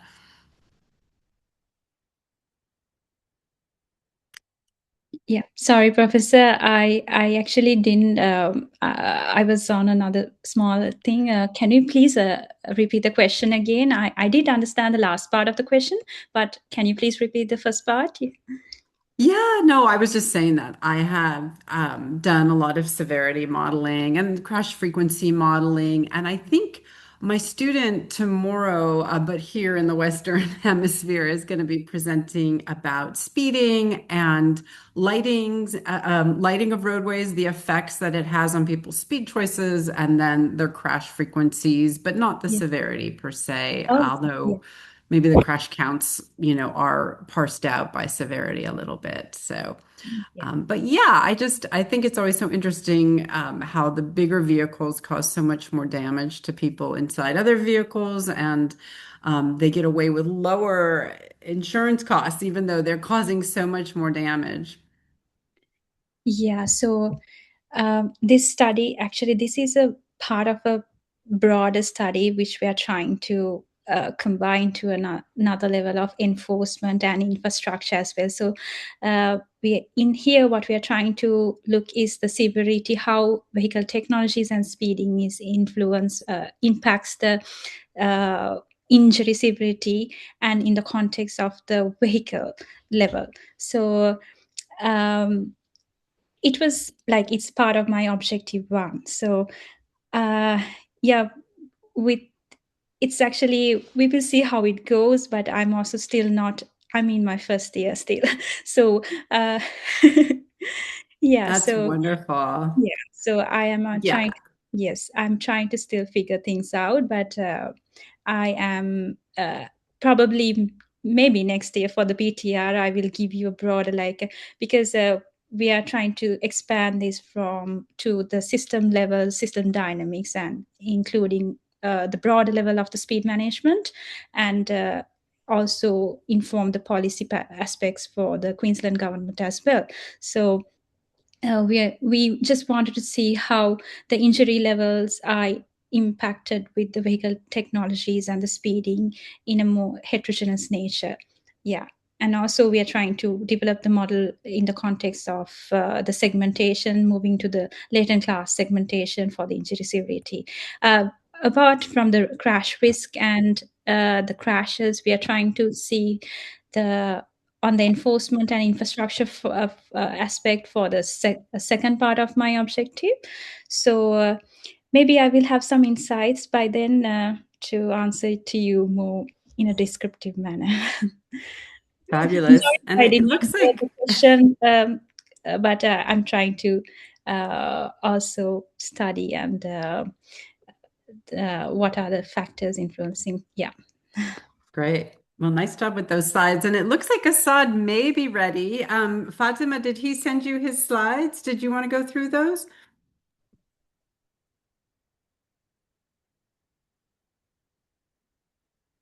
Or maybe our chair has the slides. No, I don't have it. Think so. Okay. Oh, Fatima he is sent there? them to me, but I'm supposed to go to bed. It No, is no, you can leave now. Okay, 11:50 no or 32 problem. here. Yeah, he sent them to me, but I can try to send them to you, Fatima or Chair. Please put your email into the chat box for me, and I'll go ahead. Assad and I will both send those to you. I actually have to introduce our keynote speaker tomorrow morning, so I do need to get to bed. And yeah, did you put your email into the chat box, you two? I don't see it. Fatima and our chair, please put your emails in there.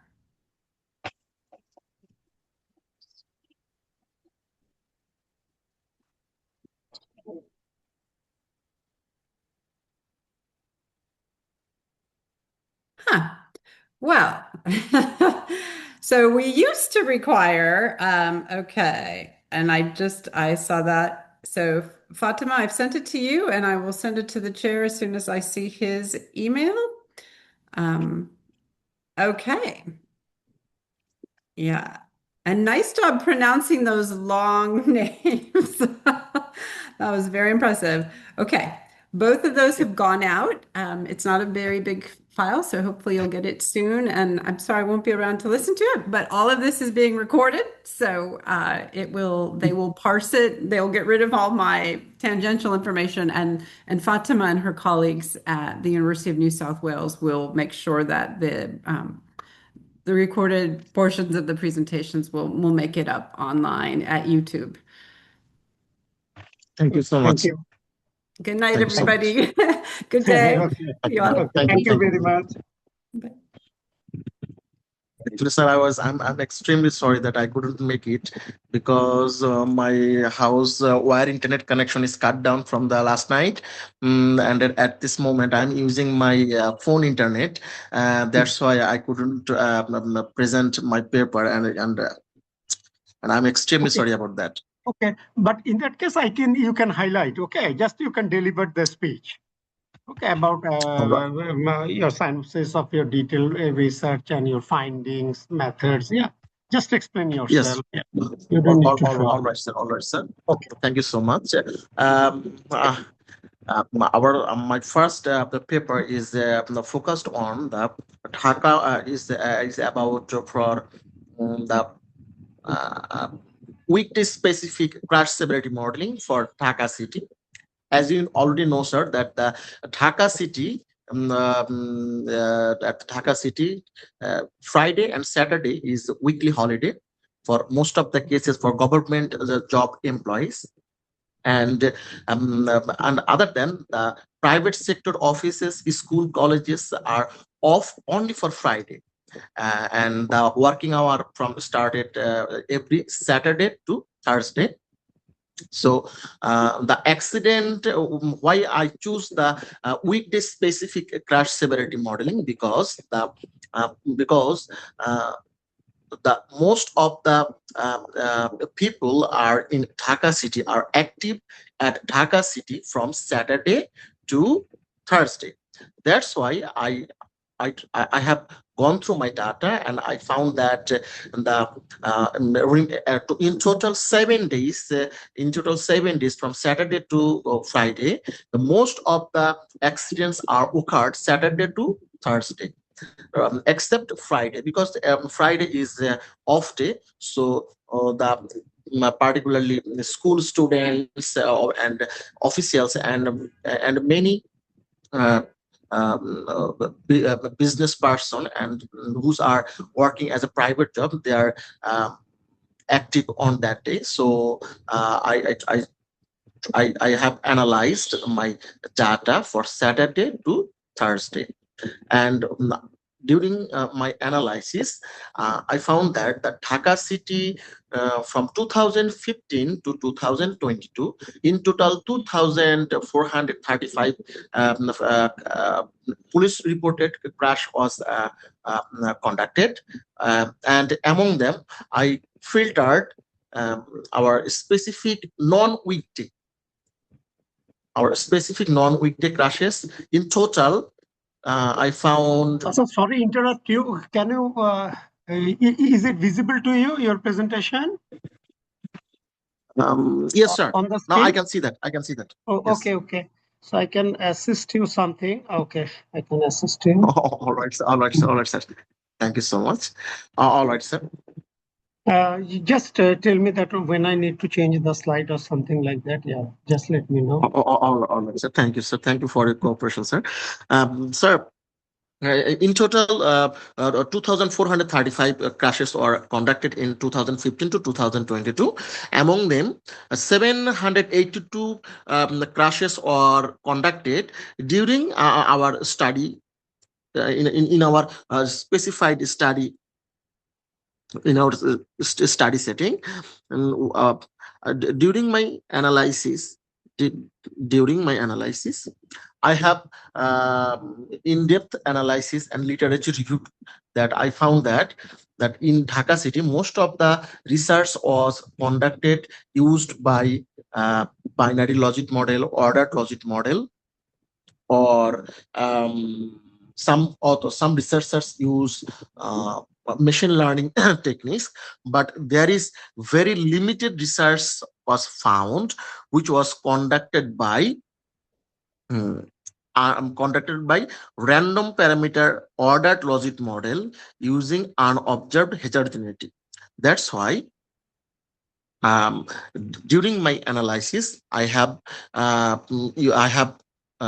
conducted two methodologies. The first one is our baseline methodology, which was normal multinomial logic model, and the second model, I have checked that the baseline model is fit well, or rather the unobserved heterogeneity works best fit to capture the why the Dhaka cities crash occurrence are continuously happening.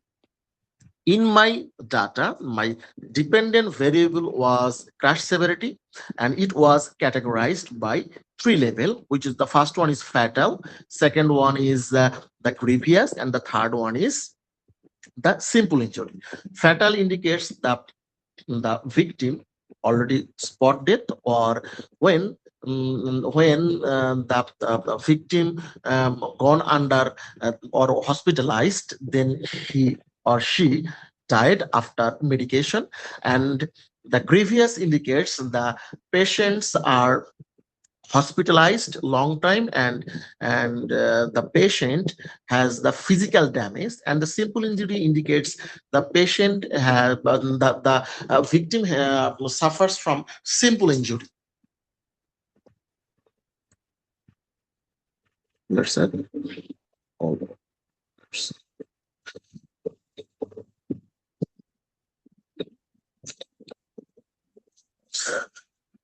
Sir, actually, it was very difficult for me to see using my phone, sir, because the font I used is very small.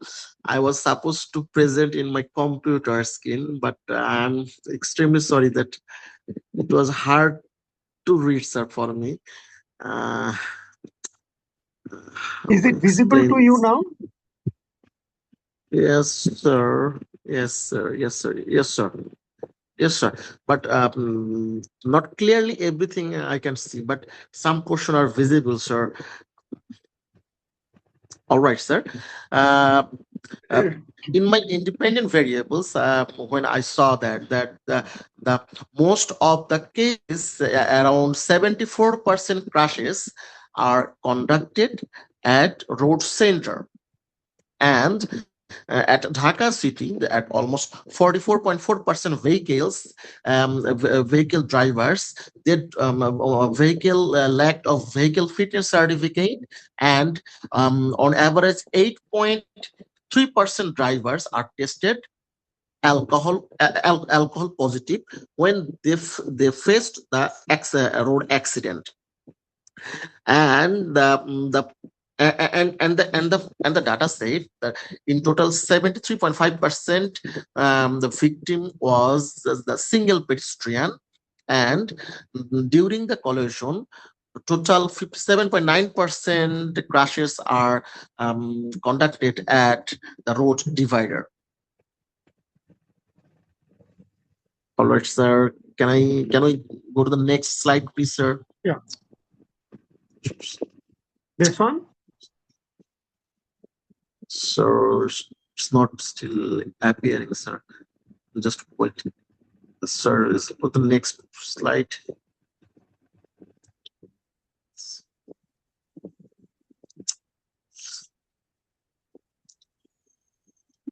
So I think we cannot see the presentation mode. It's yes, like in the web format.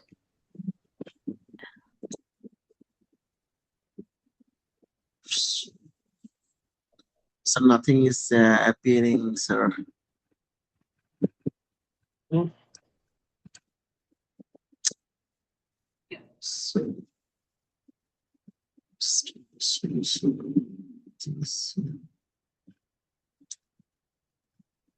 So slide number 8 is appearing, sir. It didn't change. Just a minute.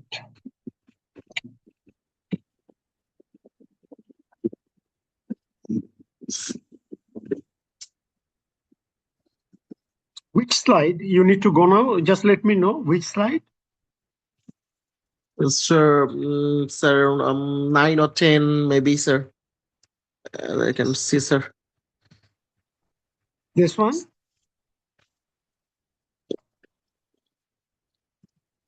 Sorry, it still appears at page 8, sir. In my first presentation, it's total 18 pages, sir.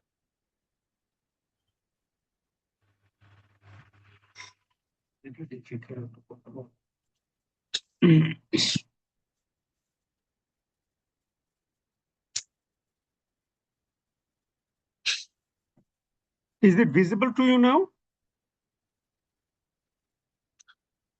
Yes, sir. Yes, sir. This is slide number 10. All right, sir. Sir, please open, sir, slide number 9, sir. All right, This sir. one? Thank you so much, sir. Yes, sir. This one, sir. Sir, all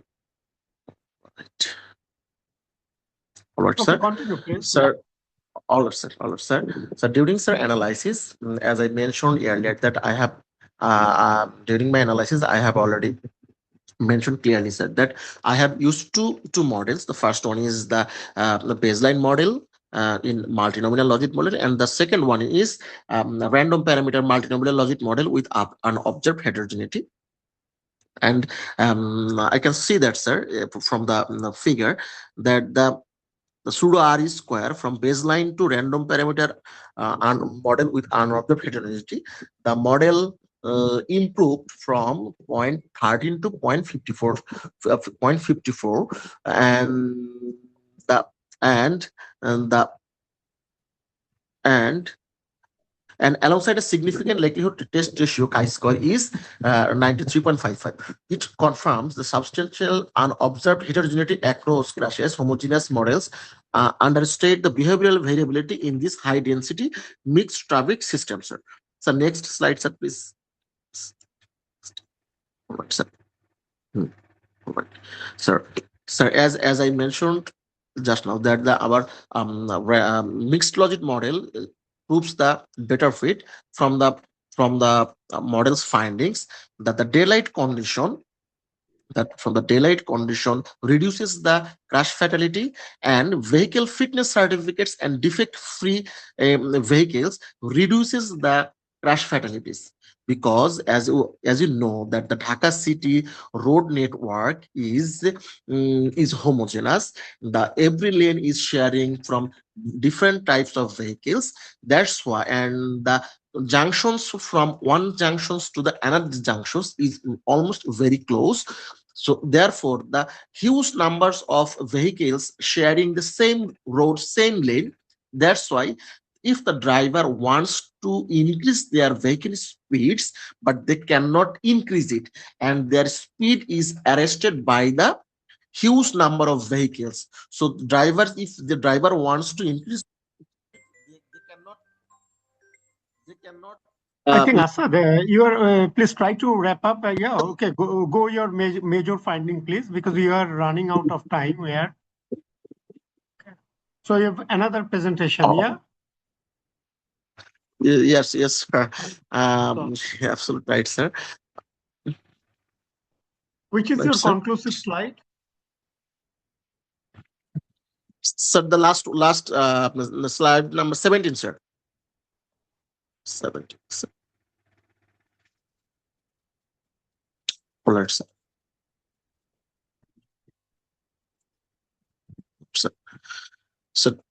So from our study, I have found that the pedestrian mid-block crossing behavior is dominant structural risk factors for fatal bus pedestrian injury in Dhaka, and the bus movement and impact dynamics, not the mechanical defect one. Driver severity, while daylight, and the genuinely fitness verified defect-free buses are protected, because the defect-free buses cannot increase the speed, because the too many buses are sharing the same space, and too many, and there are many different types of vehicles are sharing the same road environment. So the weekdays exposure concentrated the commuters' density, and the sustained bus operations systemically amplified the risk and its variability, especially at mid-block sites. The mixed logic models large gain to exploratory power, and its pseudo R squares indicates that it can capture the better fit model, and and that's it, sir. Okay, thank you very much. So just if anyone want to ask any question, just only one question I can entertain. So please ask him quickly, because he has another presentation now.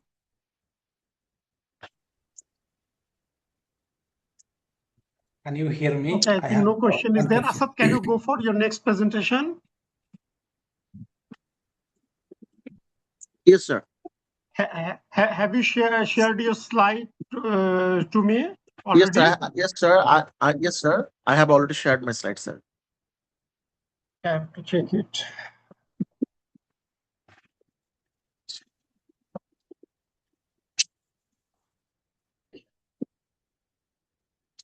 Yes.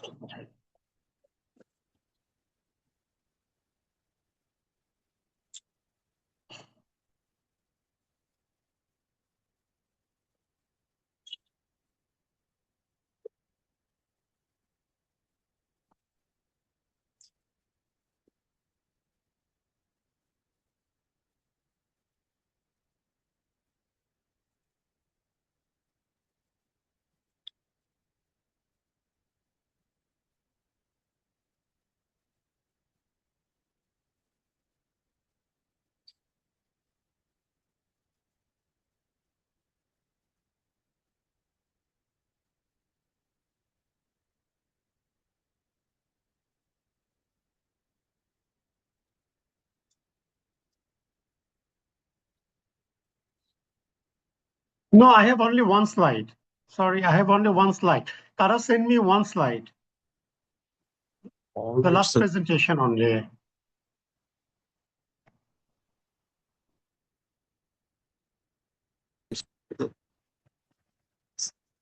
Where is your second slide?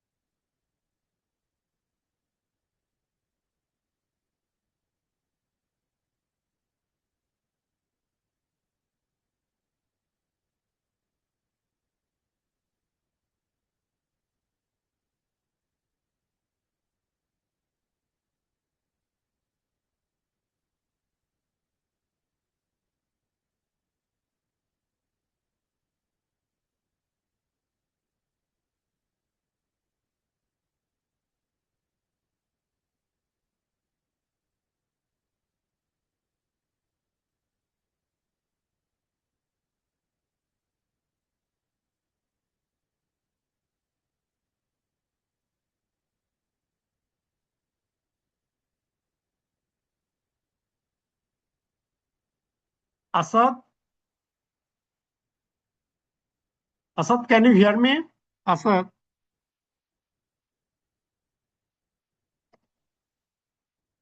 Assad?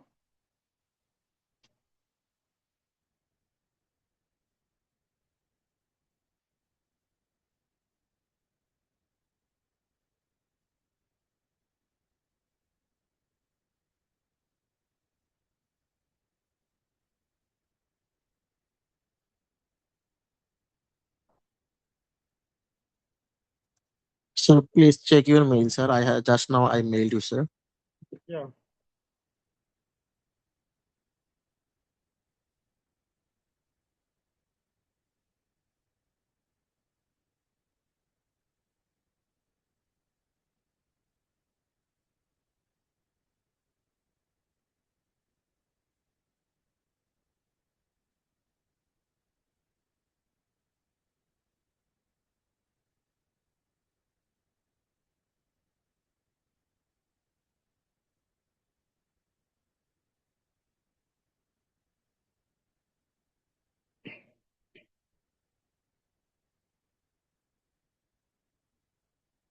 This one, right?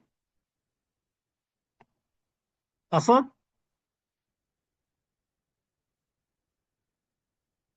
Assad, can you hear me? Yes, sir. I can hear you, sir. Is This it is my visible to presentation, you sir. now? Is it visible Yes, to sir. you now? Yes, sir. It is visible to me, sir. Okay, you start your presentation and within 5 minutes you need to finish it, okay? Yes, sir. Yes, sir. Sir, the topic of my presentation is the driving experience and safety compliance on the N8 Expressway. And I'm the presenting author. And the N8 Expressway is the first expressway in Bangladesh, and it is in total 55 kilometers long, and it connects from our city and our capital city of Bangladesh, Dhaka, and it connects the northern part of the Bangladesh, southern.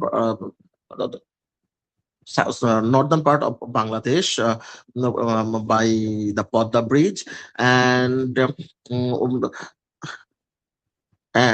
um, why the driving experience is matter on the N8 Expressway, because the road traffic injury remains the leading cause of death worldwide, according to who in my previous study, I have conducted another study on this Dhaka Mao Expressway, and I found that the road is become accident prone. That's why I have conducted this another study. um, Most studies assume the experience improve the safety linearly, ignoring the non-linear and transitional behavior. And there is no study has been conducted in this run or in this road using the random parameter multinomial logic model.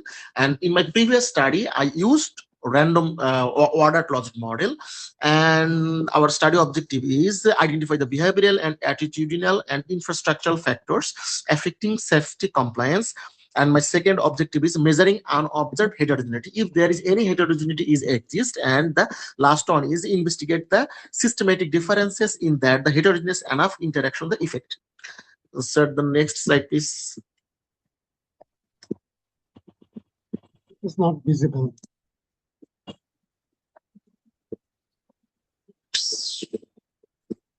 The previous two slides are not visible, so okay. It's okay, no problem, sir, no problem, sir. So as you can see that why I did the use the random parameter logic models, and there is 4 steps I have in the slide. The first one is the I have categorized the drivers experience are 5 categories. The first one is the drivers whose driving experience is less than 5 years. The second one is 5 to 10 years. Third one is 10 to 15 years. And fourth one is the 15 to 20 years. And 20 above to 20 years, the last categorized. And for this analysis, I used Logit 5 software, which is at present version. During my analysis, I have collected the crash the data is total 451. And after the analysis, I found the model pseudo R square is 0.15. And initially, when I have collected the data, the total number of sample size was 600.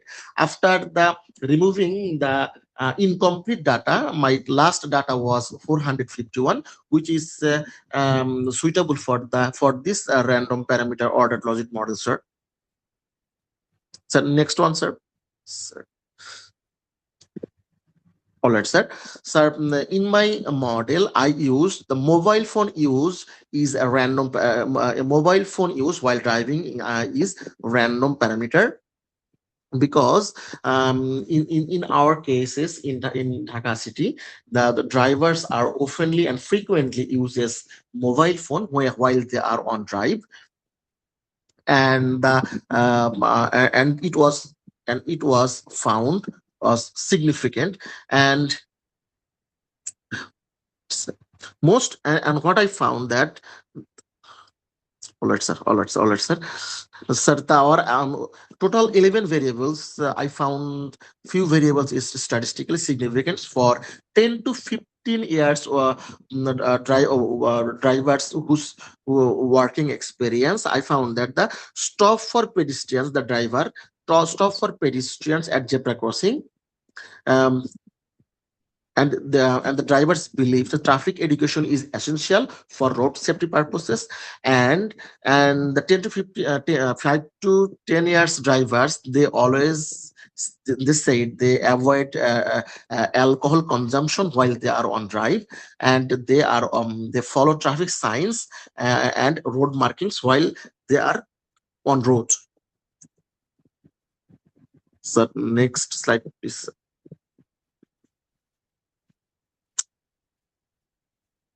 All right, sir. Yeah, please wrap it up quickly, okay? All right, sir.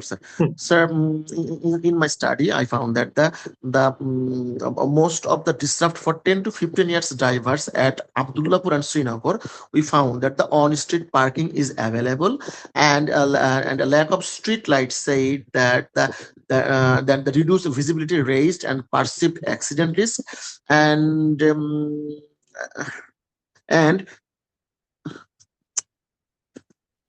all right. And in my data, the total 5 categories experienced drivers I have categorized. Among them, the highest percentage of experienced the data shows that their driving experience is 10 to 15 years.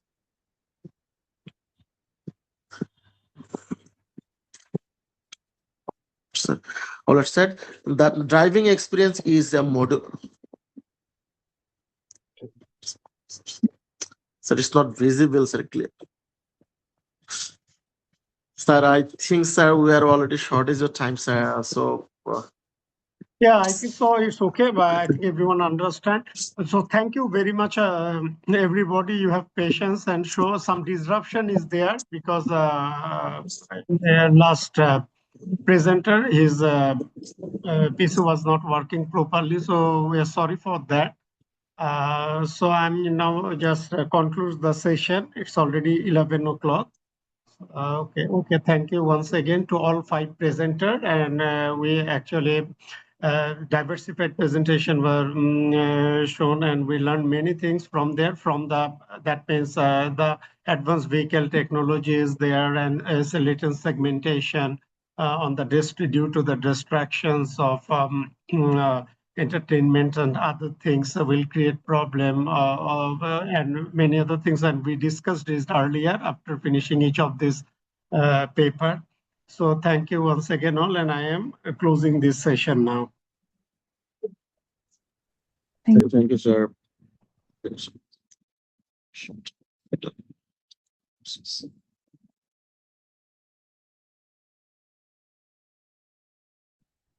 No, thank you. Can you hear me? Yes, Hello, everyone. yes, I can hear you. So welcome to the section 6. We will start in about a couple minutes, just to wait until everyone gets here. So today we will have 6 presenters, 6 presentations together. Let me introduce myself first. My name is Jinping Guan Jenna. I'm a professor at the Harbin Institute of Technology, Shenzhen. And I study travel behavior and policy, autonomous vehicles impact, etc. So it's my great pleasure and honor to be your section chair for the next 2 hours. We'll have 6 presentations in total. So dear presenters, please kindly limit your presentation to about 15 to 20 minutes. And if you have like a shorter presentation, we'll allow about a couple questions. So each presentation, including Q&A, will have 20 minutes in total. Thank you very much. So with that, let's welcome our today's first presenter. Let's see if you could kindly share your screen, or would it work? Let's check.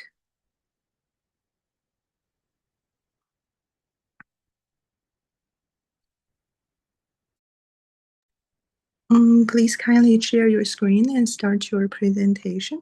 Our first presenter is Lu Shoufeng. He will be talking about the lane change optimization topic. Yeah, I will give this floor to you. Yeah, please. Thank you.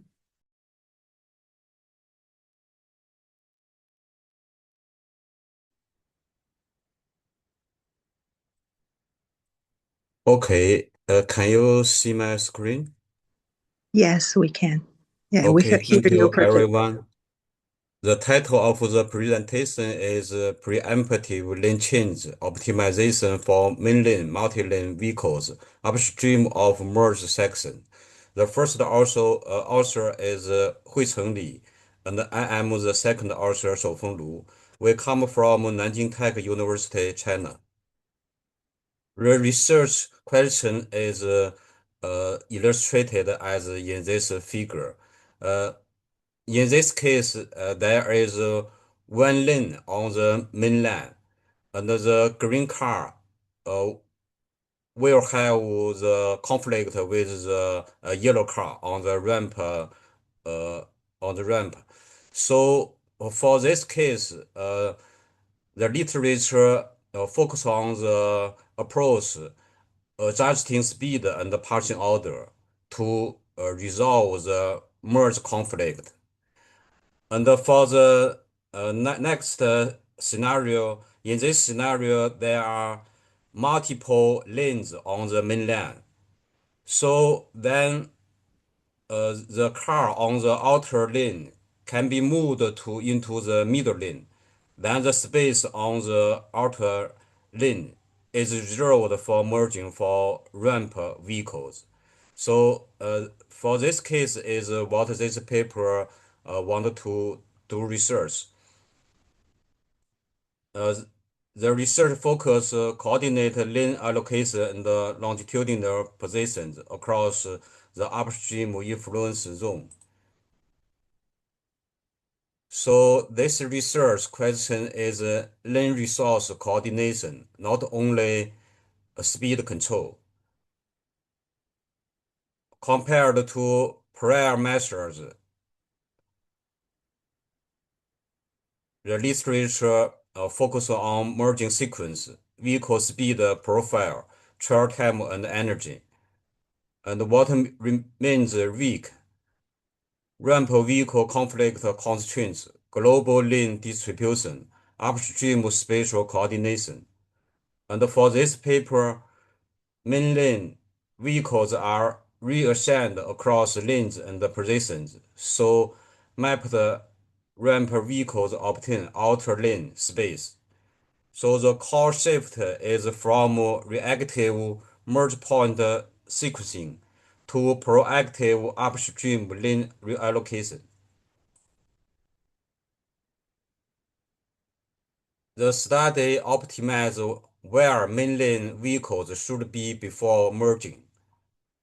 The research question is how can connected and automated mainline vehicles be repositioned upstream so ramp vehicles can merge safely and efficiently. We propose a mixed nonlinear programming model for independent vehicle mode and platoon mode.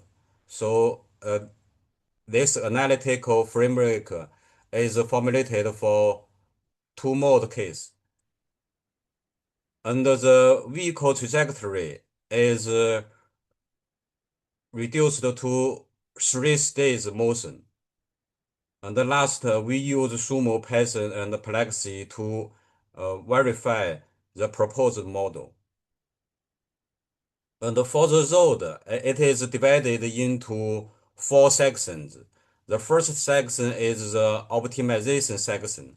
In this section, the proposed model will compute the position, the target position of the cars on the mainland. And for the second section, it is a trajectory planning section. In this section, the cars on the mainland will move from the current position to the target position. And the third section is the merging section. And for this section, we will move most cars into the middle lanes, and then the ramp car can merge onto the outer lane. So we will assume 100% CAV and no communication delay. Ramp vehicle merge into the outer lane. And for the cars on the mainland, it at most one adjacent lane change per step. The analytical framework links mapping, optimization, and trajectory execution. The first step is collect CAV states, including position, speed, acceleration, lane number. The second step is map ramp vehicles. So that means we will map the car on the ramp to the main lane. We use arrival time.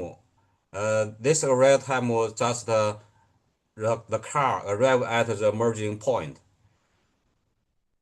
Then solve the mixed integral linear programming model to compute target position and lane. The fourth step is plan trajectory. Last is simulate to verify.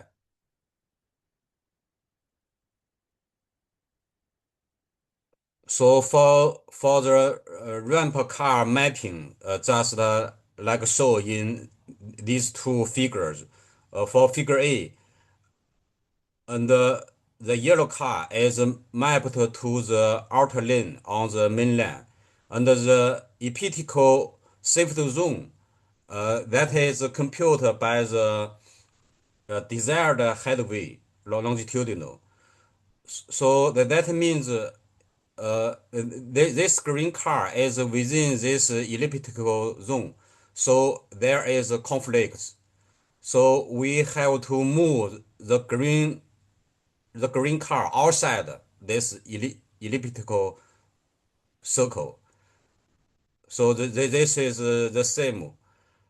For this car, we can slow down its speed, then it is outside. And for this car, we can speed up this car. And for case B, these two cars are within the elliptical circle. So we can make lane change this car to left and this car to left. Then ensure the elliptical circle is empty. Then the conflict is resolved. This is the model objective. It is minimize the summation of displacement. For the first term, it is the longitudinal displacement. And for the second term, it is the vertical displacement. The vertical, that means the lane change. So the per meter beta that discourages unnecessary lane change. So this is the objective. And this constraint is the elliptical safety zone. So this is the elliptical equation. And for Xi and Sk, Yi and Yk, that is the position of the mapped ramp vehicle and the vehicle on the mainland. So for this analytical framework, we applied to independent motion and platoon motion. For independent motion, each vehicle is optimized separated, allowing flexible response, but more individual adjustments. And for platoon motion, vehicles are grouped by spacing and optimized as ordered units with coordinated motion. So this figure is an example for the platoon motion. And for trajectory planning, we assume two modes. The first mode is the vehicle on the mainland. It accelerates, cruise, decelerates. So this is the first mode. The second mode is the vehicle decelerate, cruise, accelerate. So we use this method to simplify the trajectory. And the last part is about the simulation. For the mainland length is 2000 meters, and the ramp length is 1250 meters. The simulation duration is 900 seconds, and the model is solved by Group 11. We do the simulation for 9 cases. For the mainland flow rate, just for this, and for the ramp flow rate is like this, and there are 9 combinations. The proposed model is for the last 2 model. It's compared with no optimization and RL model. 4 metrics are compared: average speed, stop, delay, and space headway. And for this figure is for average speed. We can see blue and green is for our proposed model. And this is for independent motion. This is for platoon motion. So the speed is higher than RL model. Also is higher than no optimization.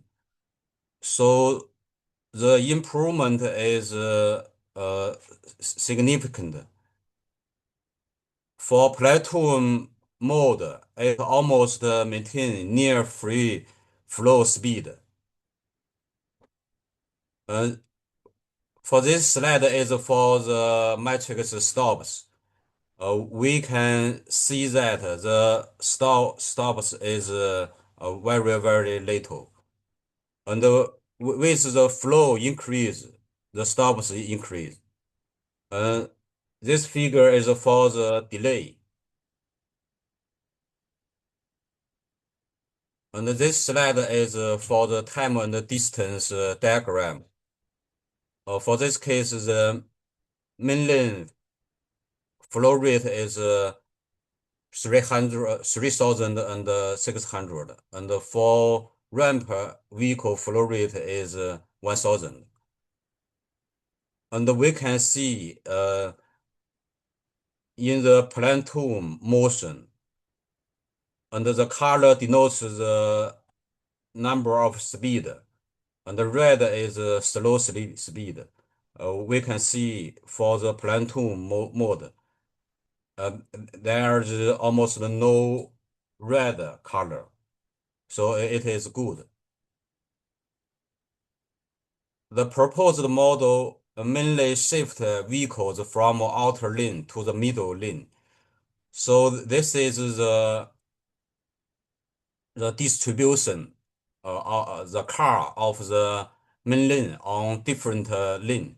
We can see that almost 70% vehicles are on the middle lane, and a small part of lanes on the outer lane.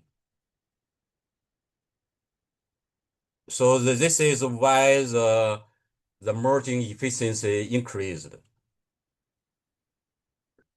The outer lane is cleared for ramp vehicle by moving mainline vehicles inward. For platoon mode, platoon optimization produces fewer lane change and fewer speed adjustment. And higher traffic volume increase both lane changing and the speed adjust requirements. So the benefits are strong, but the assumption define the deprived boundary. And now we assume ideal communication, no latency and packet loss, and 100% CV penetration. Deterministic demand pattern across tested flow combination.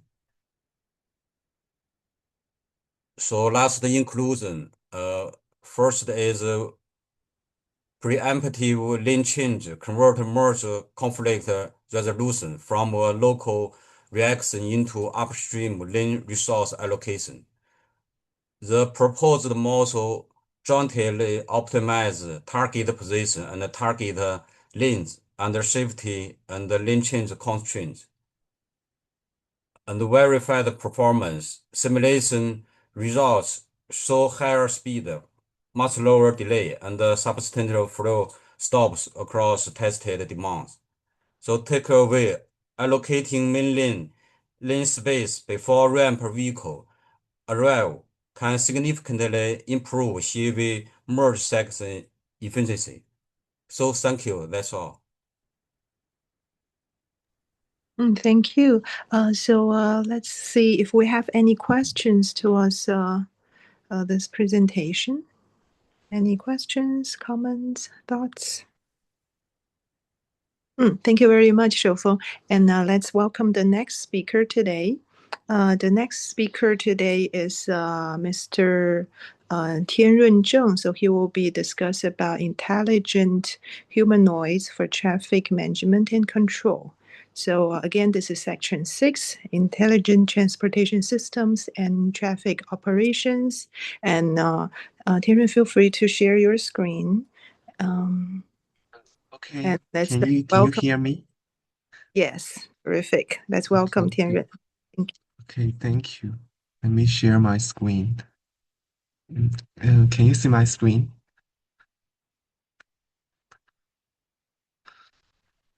Yes, we can see it. Okay. So, good afternoon, everyone.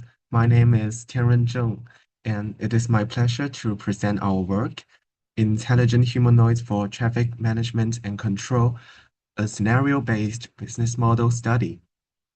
This is a collaborative work from Harbin Institute of Technology, Shenzhen, with co-authors from the University of Science and Technology, Beijing, the China National Institute of Standardization, and the National University of Singapore. And let's get started. First of all, here is the outline for my speech. First, I will explain the deployment gap, which is the fact that humanoids are technically ready but not truly deployed. Then I will present our method, which involves 4 representative scenarios and 19 stakeholder interviews. The core of the talk is a unified business model canvas and 2 pair logics. Finally, I will discuss 3 viability conditions and key takeaways. Let me first clarify what we mean by an intelligent humanoid. It is not simply a robot with arms and legs. We define it as an embodied system with human-like appearance and social interaction capacity, designed for environments built for people. It acts as a social agent that enacts a specific role in public space through gestures, body orientation, language, and so on.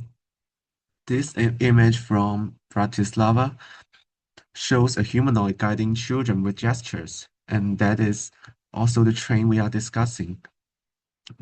This really matters because traffic management is not only a control problem, but also a coordination problem.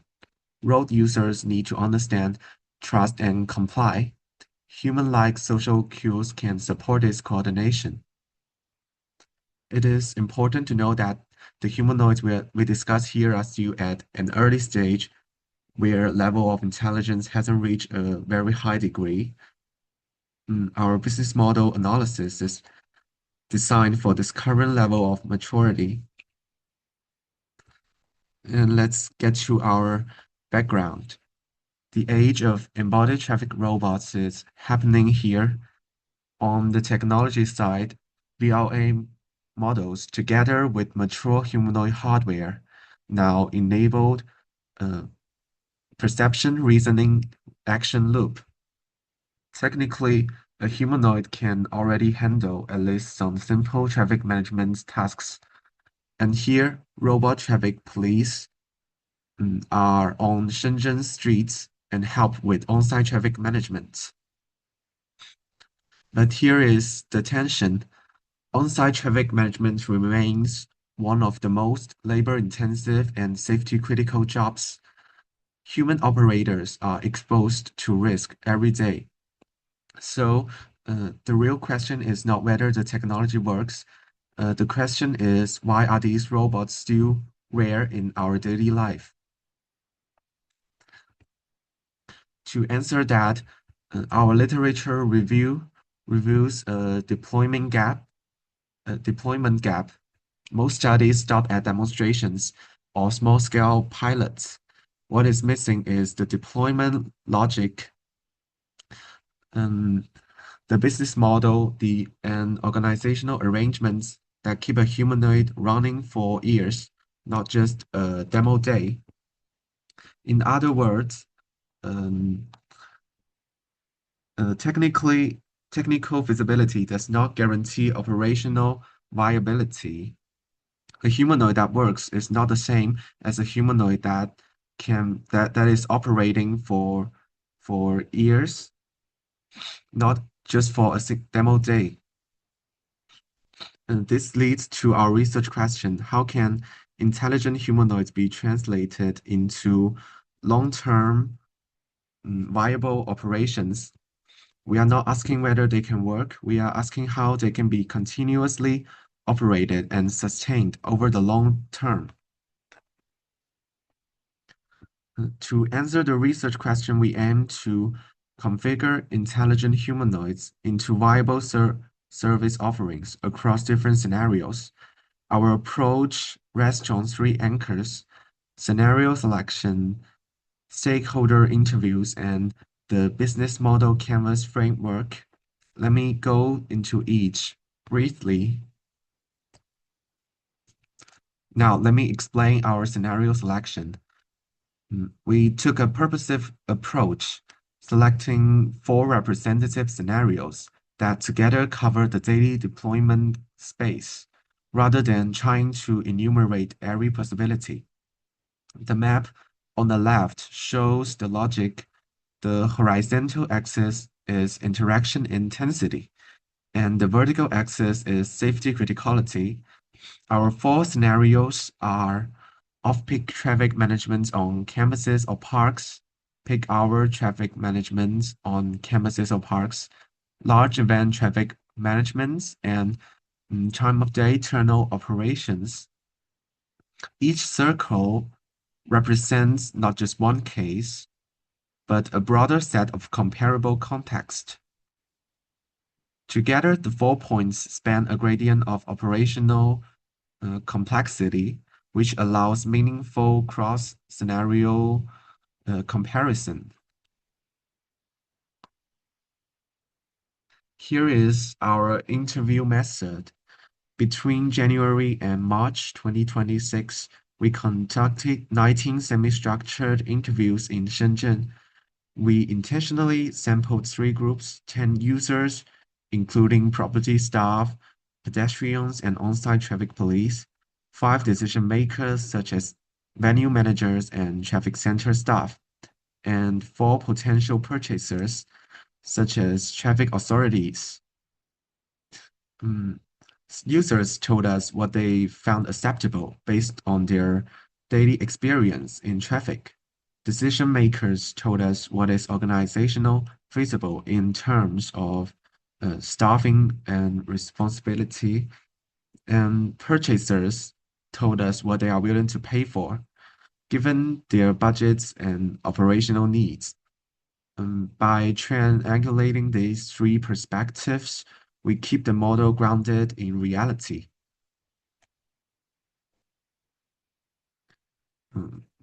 While the four scenarios differ in many different ways, for example, the humanoid specific duties and the degree of human oversight required, we also discovered and summarized some cross-scenario commonalities. First, human in the loop is still essential at the current stage. In every scenario, the humanoid has no independent enforcement authority, so human fallback remains necessary. And second, service continuity this is what creates value. The value comes from sustained daily operation and recurring support, not just from a one-time installation. Third, multi-actor coordination is also required. The humanoid must fit into existing organizational chains to report, hand over, and in human action. It cannot operate alone. And these three shared features define a single underlying value logic. This is why one unified business model canvas can cover these four scenarios.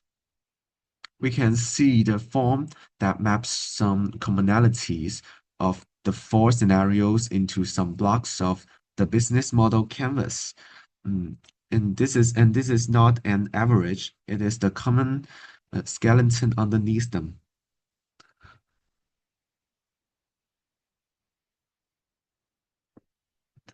Here, let me walk you through the unified business model canvas. I will use three guiding questions, and I will explain the key building blocks as we go. First, what is it? Here we can see the value proposition in the center. The humanoid is configured not as a standalone product, but as a service-oriented support unit, which embedded in existing traffic operations. It is designed to deliver four specific operational improvements, reducing congestion, reducing mixed traffic conflicts, reduce manual labor and exposure risk, and shortening the time from problem to action. In essence, it extends what the traffic team can do and improves efficiency, not replacing the team itself. And second, for whom is this service and how is it delivered?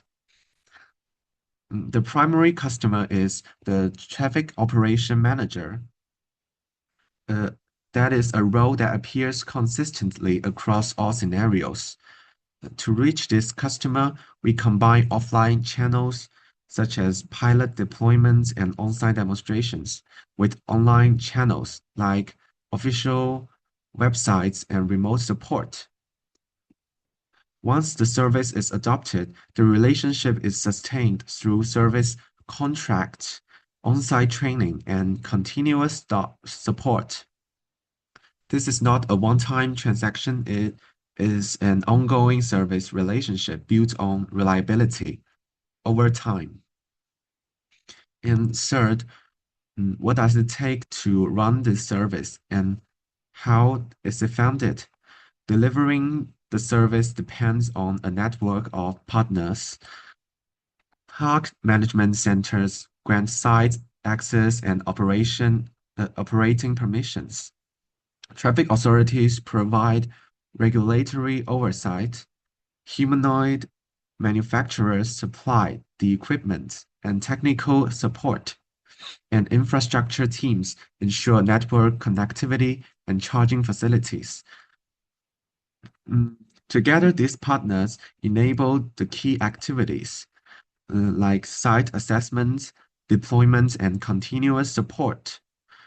The key resources they rely on are stable network coverage, access to critical sites, and charging and storage spaces. On the financial side, these operational efforts incur costs, hardware, computing services, and personnel. The model generates revenue through service fees, analytics reports, and extended warranties. For the long-term viability, recurring revenue must cover these ongoing costs. After that, there is subtle points that ties everything together. The customer segment is the traffic operation manager, but who pays actually can differ. So let's get to the two payer logics part. This is another interesting finding. On the left, public sector procurement applies to safety critical settings like tunnel operations. The traffic authority pays to reduce risk and ensure compliance. And the humanoid helps by reducing prolonged human exposure in dangerous spaces. Here, safety justifies the budget.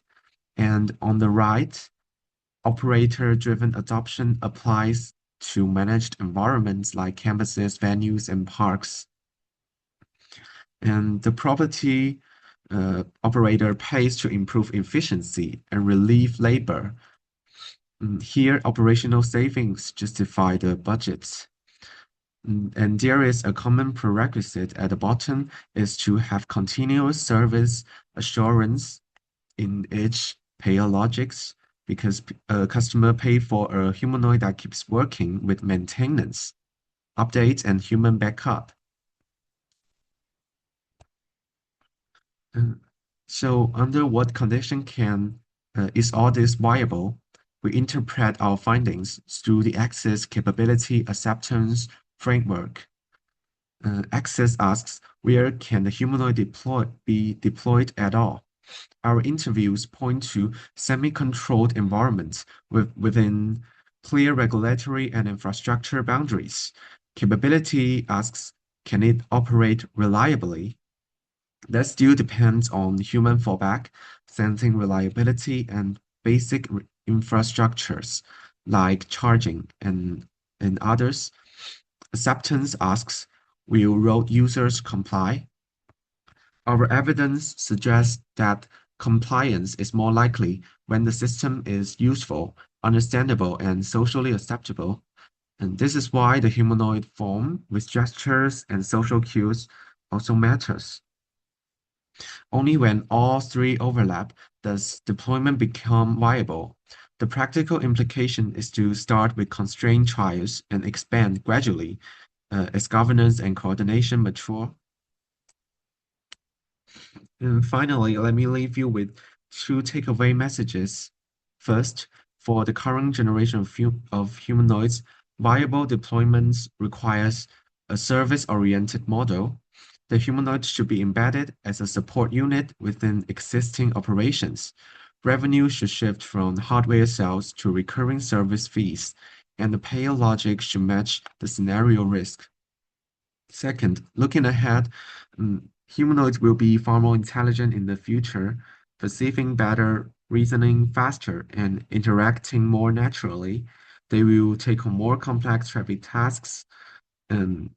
In the future, as capability advances, we will focus on the new deployment logics and business models required for such systems. And finally, back to our research question, how can we turn intelligent humanoids into viable long-term operations? Our answer is a service integration challenge. We need to treat humanoids as service solutions, specifically as support nodes that monitor, guide, and intervene within set rules.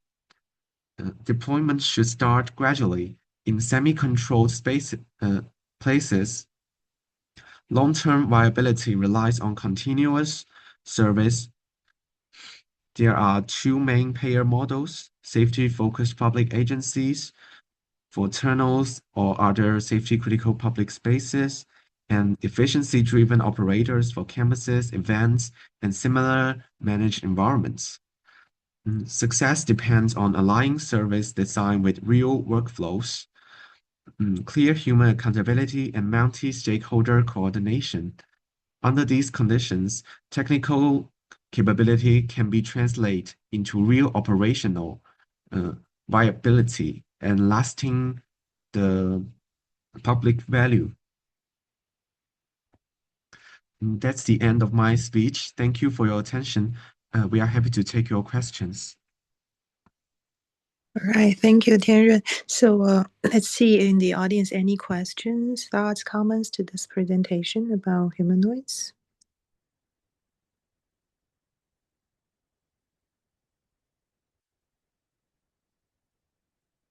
Okay, so moving on, we will move on to the next presentation today. It will be on redesigning urban intersections for emergency resilience. And let's welcome Tessie Roy. Can you share your screen and welcome?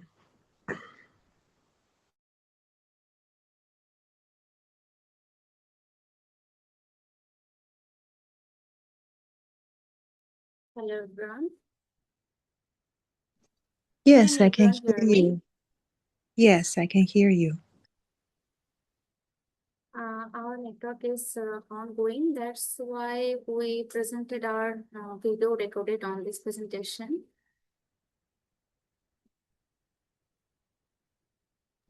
My co-author is shared that.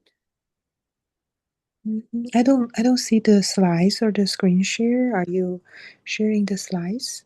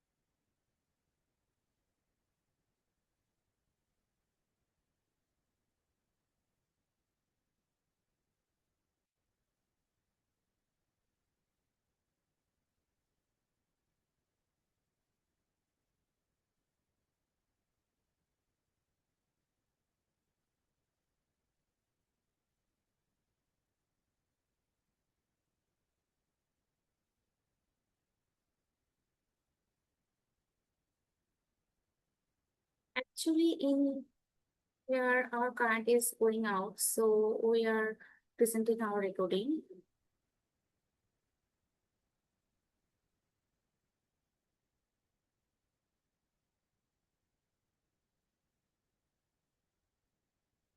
Hello.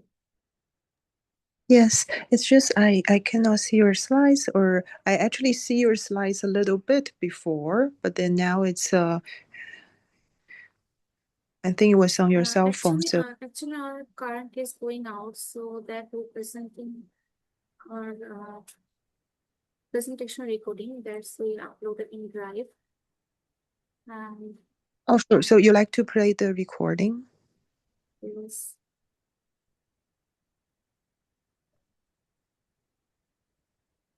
So how do we do that? Let me check. I think you've sent the recording to us before, right?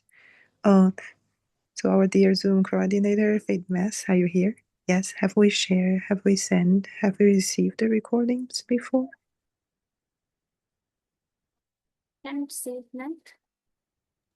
Yes, I can see it now. Terrific. Go ahead.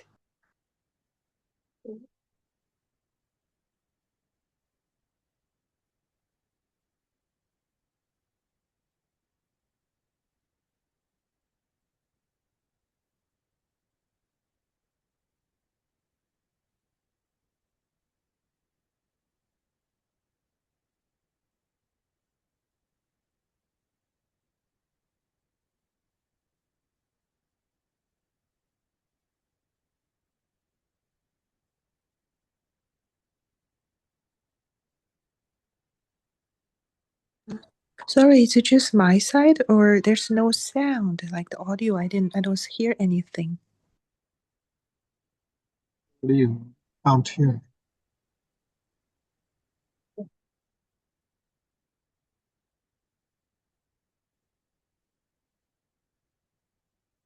47%. Between June to October, about 1,480 millimeter of monsoon rain flood narrow road within 20 to 40 minutes. Vendor, pedestrian and small vehicles move into car lanes, creating unpredictable traffic that fixed time signal cannot handle. Existing systems like SCAT, SCORS and EVP each solves only one part of problem. None of them combined road shape, weather mix, traffic and air emergency priority together. That's why we build Rain Adapt Net. Our goal is build a smart signal system that looks at changing traffic, rain, live ambulance location, decide the best signal timing.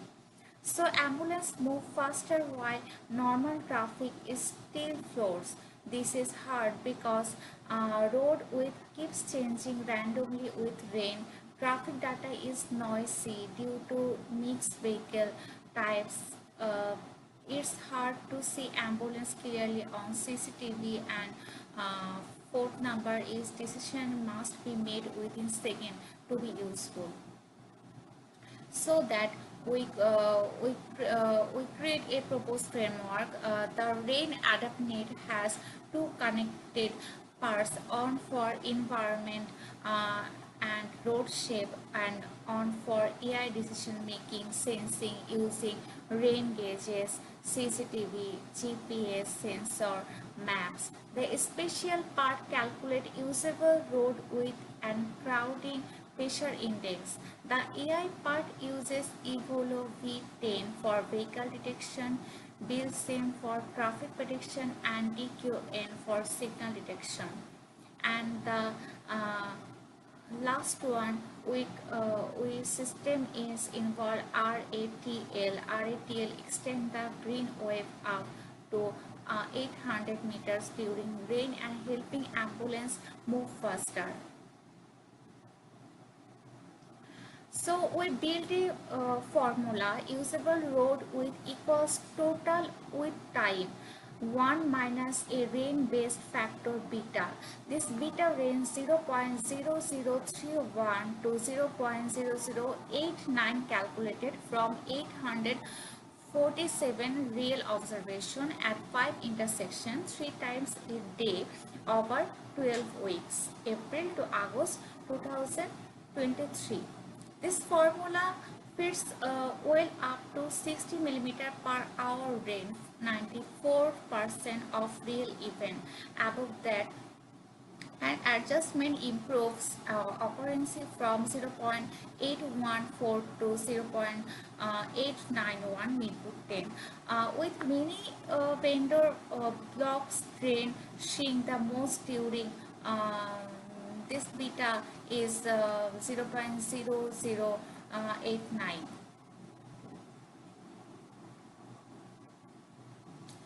And the AI-based 3 modular we involved in that system.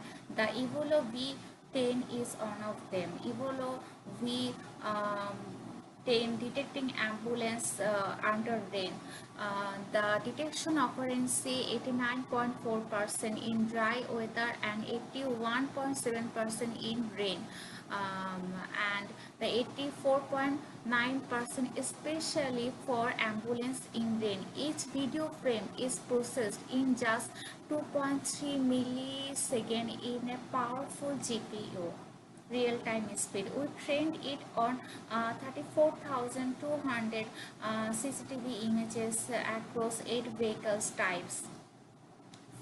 400 4,500 from real monsoon event that we gathered that data, and adding artificial noise, low light conditions, so it worked well when it's poor visibility. Our model predicts traffic 5 steps ahead in traffic prediction bill STM. This prediction error we see in here 8.3% in dry weather, 12.1% in heavy rain, much better than older method that Arima used the older in 18.6 and the LSTM 16.8 in rain. It uses 21 types of input data. The vehicle flow speed, road width, rainfall, pressure index, time of the day we trained on 18 months in a real data. This BLSTM is operant. And now we see the deep queue network that learning the signal policy. This system actually the constant traffic flow, speed, signal phase, road width, pressure index, ambulance distance, and rainfall. It can choose from 88 different signal timing action to 15 to 120 second in a 5-second step. Ambulance priority gets the highest importance with the trained use to log simulated 4-hour scenarios in sumo with randomly changing weather. And now the last part, extending the extending the green wave when it rains. The green wave normally covers 500 meters under RETL, that it extended to 800 meters during rain, while still keeping 15-second minimum green time for pedestrian. This activates our rainfall cross 10 millimeter per hour. This change happened smoothly, not suddenly. When RTL activated the ambulance priority, we jumped to 0.70. And thin slide we see tested simulated design. This 5 real Dhaka intersection using in this sumo, comparing the 4 setup. The C1 is the baseline, C2 is considered Webster adaptive, and C3 DQN without road with model that we previously called it and the slide, and the C4 full rain adapt net, which was tested under 3 rain level, 2 traffic dimmers, and 20 run of 90 minutes each. And the ambulance response time drops 38.5% under heavy rain. This heavy rain fell from 21 to 3 minutes basic system to 13.1 minutes our system, compared to only about 20% of improvement from AI only system. This extra gain comes especially from our rain behavior model and RATL. Our system advantage growing larger as rain gets heavier. The result, the delay reduction holds across all 5 tested intersections point. That's we see that in intersection location, and average delay dropped from 183 to 118 seconds per vehicle, saving 5 minutes of ambulance time on average. The biggest gain we can saw that in at Mirpur 10, 6.8 minutes saved, because it has the narrowest usable width during rain. Overall, 29.1% higher traffic capacity, 68-second average extra clearance time, and the 12.1% prediction error in heavy rain.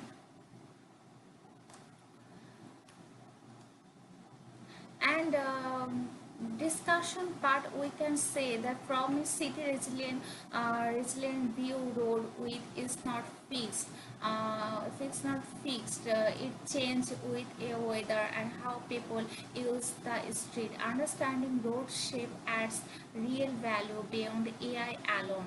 About 8-point improvement. A 20 to 25 minute faster response could improve survival chance by 15 to 20% point for cardiac patient.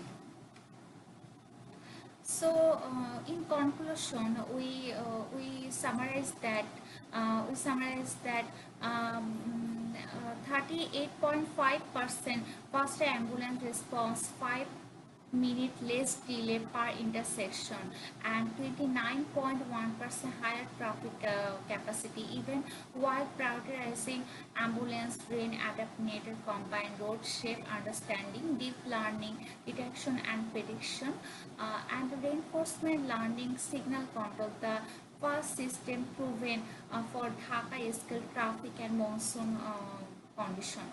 And our future work would be the real world testing and farm data network 10, adding 3D city understanding. Thank you, everyone. Thank you.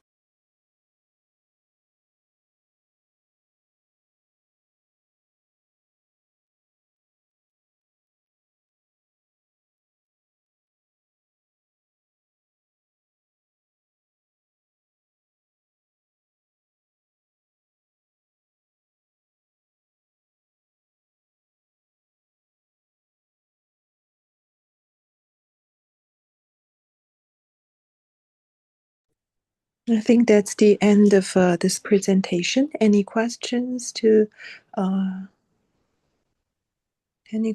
about this presentation?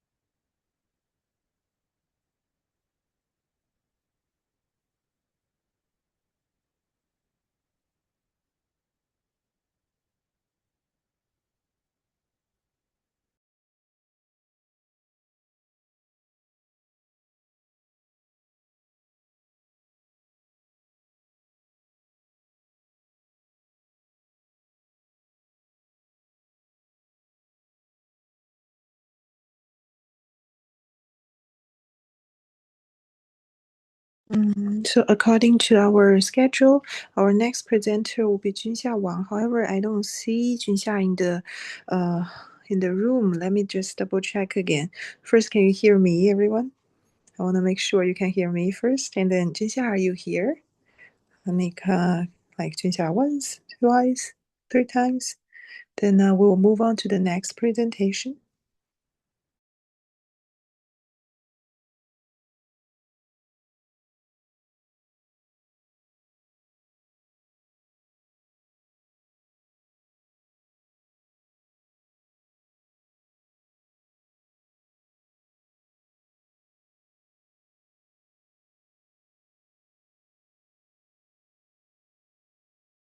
Okay, our next presenter will be Milad, and she will be talking about, Milad cars, sir, and it's going to be a problem about diarrhea. Okay, so the floor is all yours. Feel free to share the screen. Gina, I probably need a few minutes to get ready. I wasn't prepared to present at 4 my time. If that's okay, Yeah, I'll present in 2-3 minutes. Is that okay? Sure. Let's wait for about 2 to 3 minutes. And in the meantime, since we skipped one presentation, given I couldn't find the presenter in the room, I think there may be an emergency or something. So the following presenters, feel free to take your time, because I think we have about extra 15 minutes in this section. Right. That should be all good. I'll probably need 2-3 minutes. So feel free to present longer, Milad, if that's the Sure. Okay. Let's see how it goes. Yeah, thank you. So let's give a couple minutes to Milad to get prepared. And in the meantime, if the audience, if you have any questions, comments, or thoughts towards the previous presenters, I think they are still all in the room right now. Any questions, thoughts to them?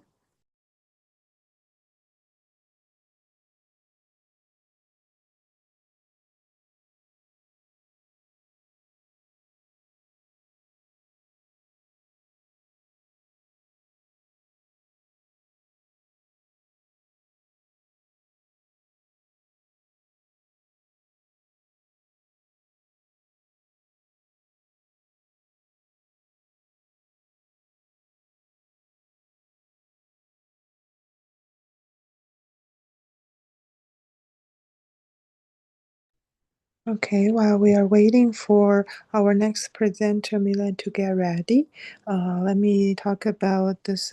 Just a reminder, this is section 6. We focus on intelligent transportation systems and traffic operation. We have 2 more presentations today. One will be focusing on dial-a-ride problem, and then the other one will be the final presentation will be related to risk-averse selfish routing. So these are our remaining 2 presentations. Milad, let me know when you're ready.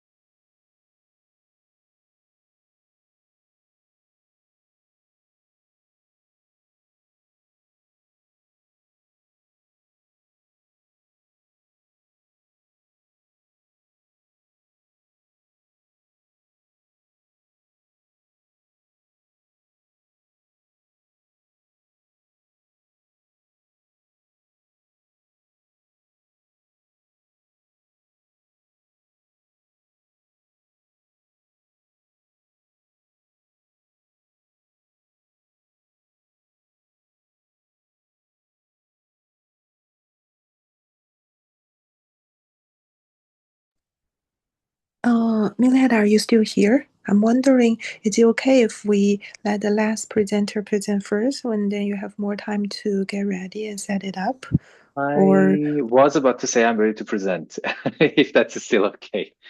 oh, sure, then go ahead. Yeah, Yeah, no the floor is all yours. Go ahead. Let's Sure, welcome Milad. thank you. Can you see my screen now? Yes, we can. All right. Hello and good afternoon, everyone. My name is Milad Gasri. I'm a senior lecturer at the University of New South Wales, the Canberra campus in Australia. And I am presenting today on behalf of Amir Mortazavi, who was a former student of mine and is currently working at the UTS as a research associate. Unfortunately, he couldn't make it for today's session, and I'm presenting on his behalf his lecture slides. So the topic of the presentation is an adaptive reinforced approach for constructing feasible solutions for the dial-a-ride problem. And that would need a little bit of unpacking. So it's fair to assume everybody on this call is familiar with public transport services and how they operate. On-demand services are a subcategory of public transport services where they relax some of the constraints of public transport operations. They do not operate based on fixed schedules or fixed routes, but rather these aspects are optimized based on the requests received from potential passengers. Such systems have been tried in different contexts, including providing transport services for older adults, those with mobility restrictions, for patients, and also as an integration of the public transport service to provide easier first and last mile access.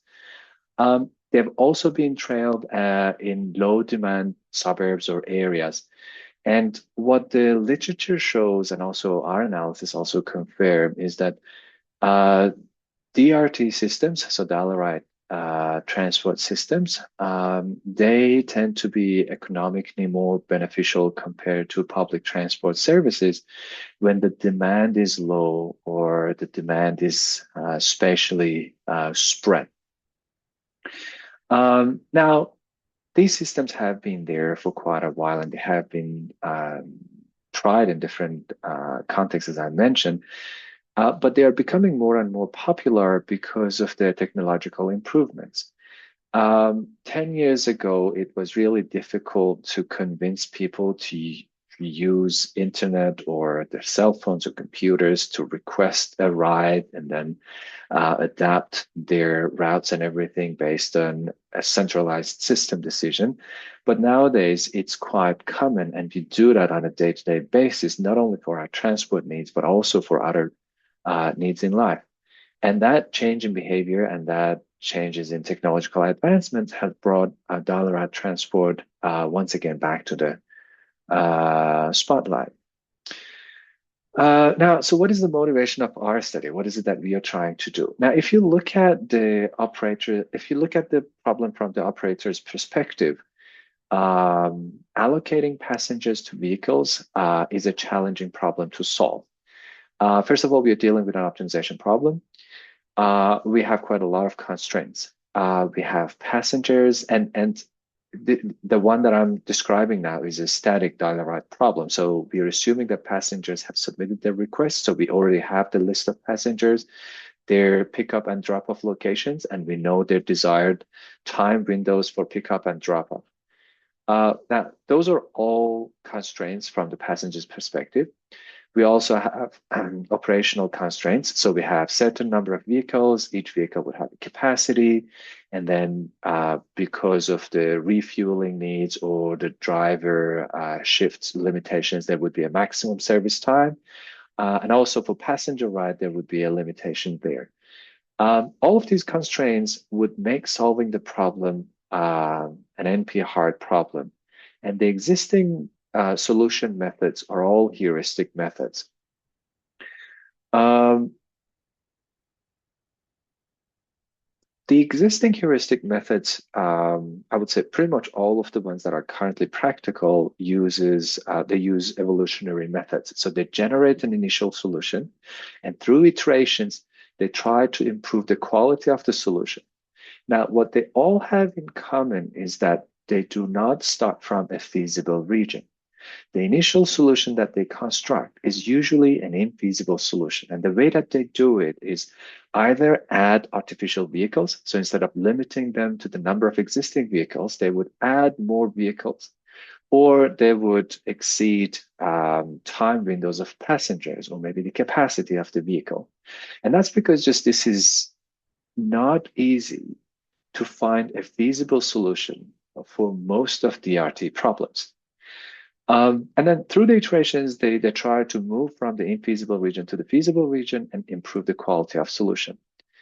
Now, the approach that we take in this study is different. So what we are trying to do is to actually find a method, a computationally efficient method, to generate a feasible solution, which then can be improved through the optimization process. Now, why such a different approach can be helpful? Because if we have a feasible solution, we can terminate the optimization part at any time. So in practice, when we get to time-sensitive contexts, it's still feasible for us to dispatch the vehicle and serve the passengers, even though this might not be the most optimal solution that we can get for the vehicle. But if we don't have a feasible solution to start with, we can't terminate the optimization in the middle and guarantee that we have a feasible solution for the operation purposes. That's why we believe having an initial solution can be helpful in practice. Now, how is this feasible solution construction method is going to work? Technically, what we do, well, the method that we propose has 3 sections: the initialization, and then the route construction, which is where the novelty sits, and then an additional insertion part for the passengers that couldn't be assigned. Now, instead of going through the algorithm, I would just probably explain the algorithm on this schematic diagram. So we choose vehicles one by one, and then we try to create a feasible tour for the vehicle. And the process is iterative. We start from the depot. At each point, we decide about the next point that this vehicle is expected to visit. And we try to maintain feasibility while we are building the sequence of visiting points. And we're trying to predict what would be the likelihood of ending up with a feasible tour when making any of the moves.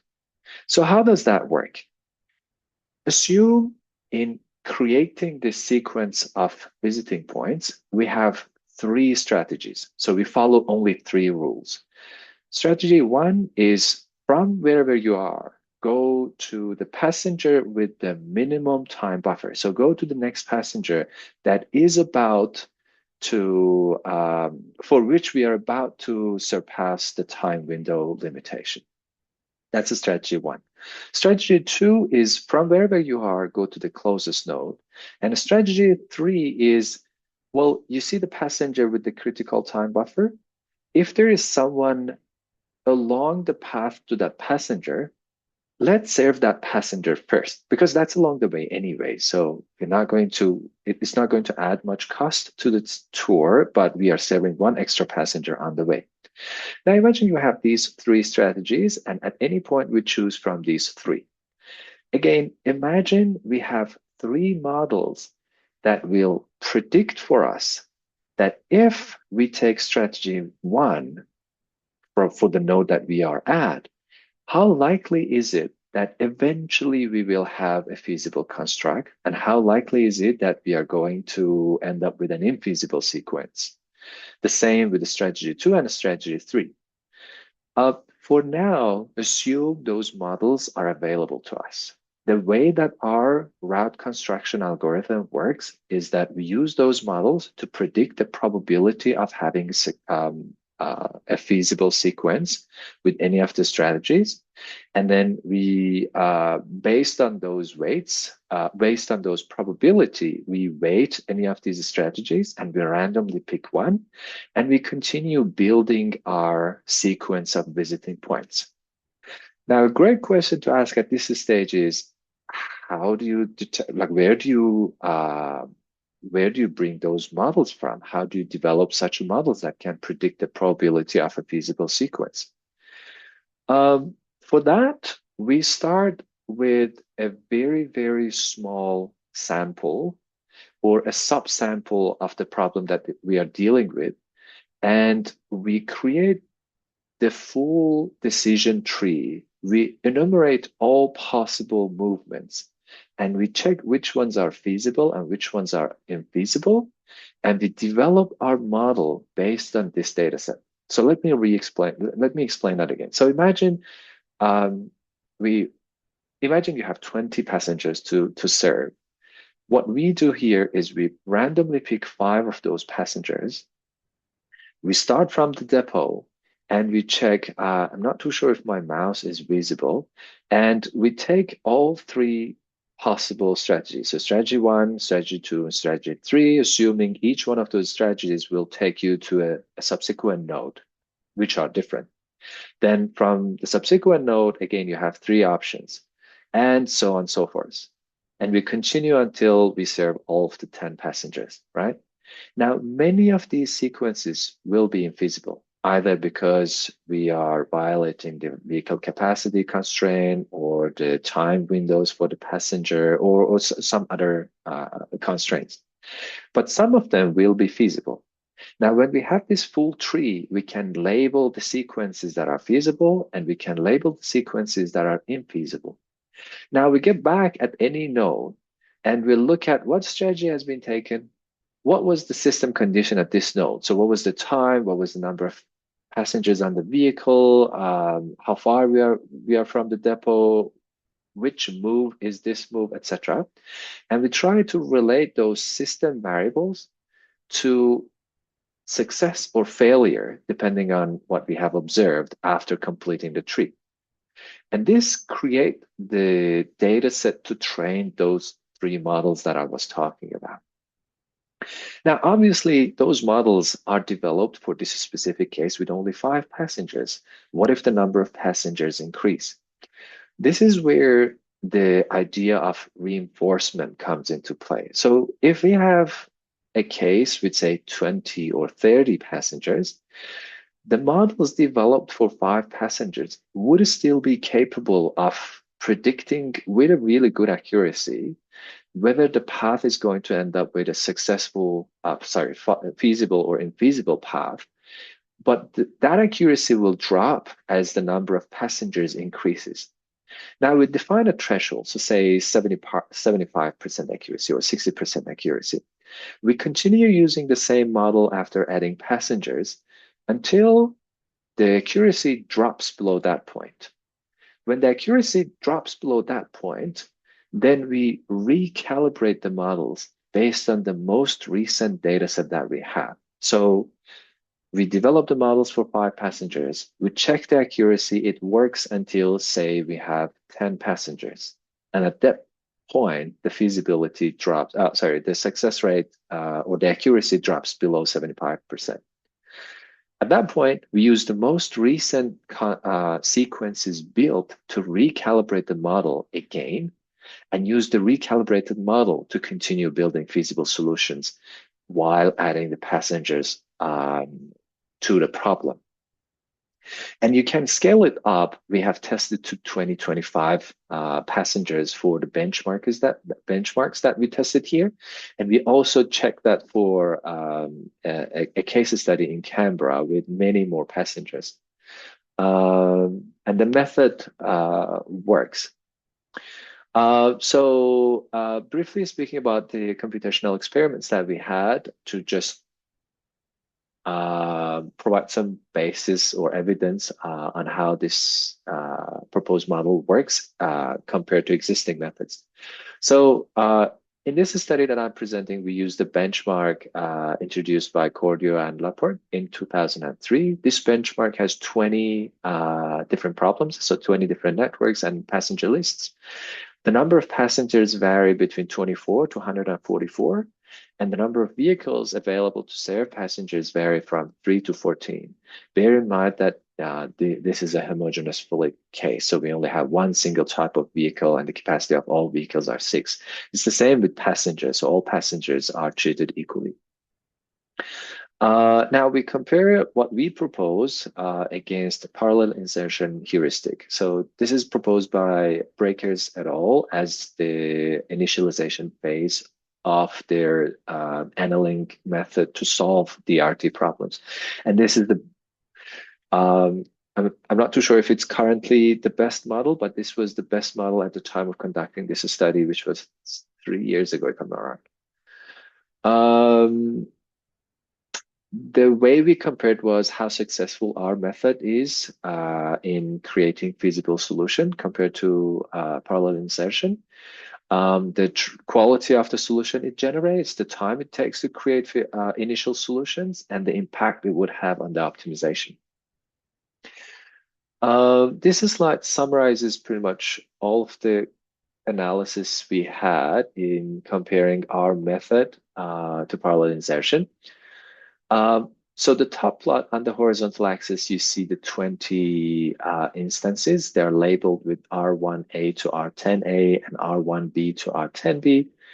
And then what you see here is the capacity of, number of vehicles available in blue, the number of used vehicles in the solution constructed in our method, and the green ones are the number of used vehicles in the initial solution based on the parallel insertion heuristic.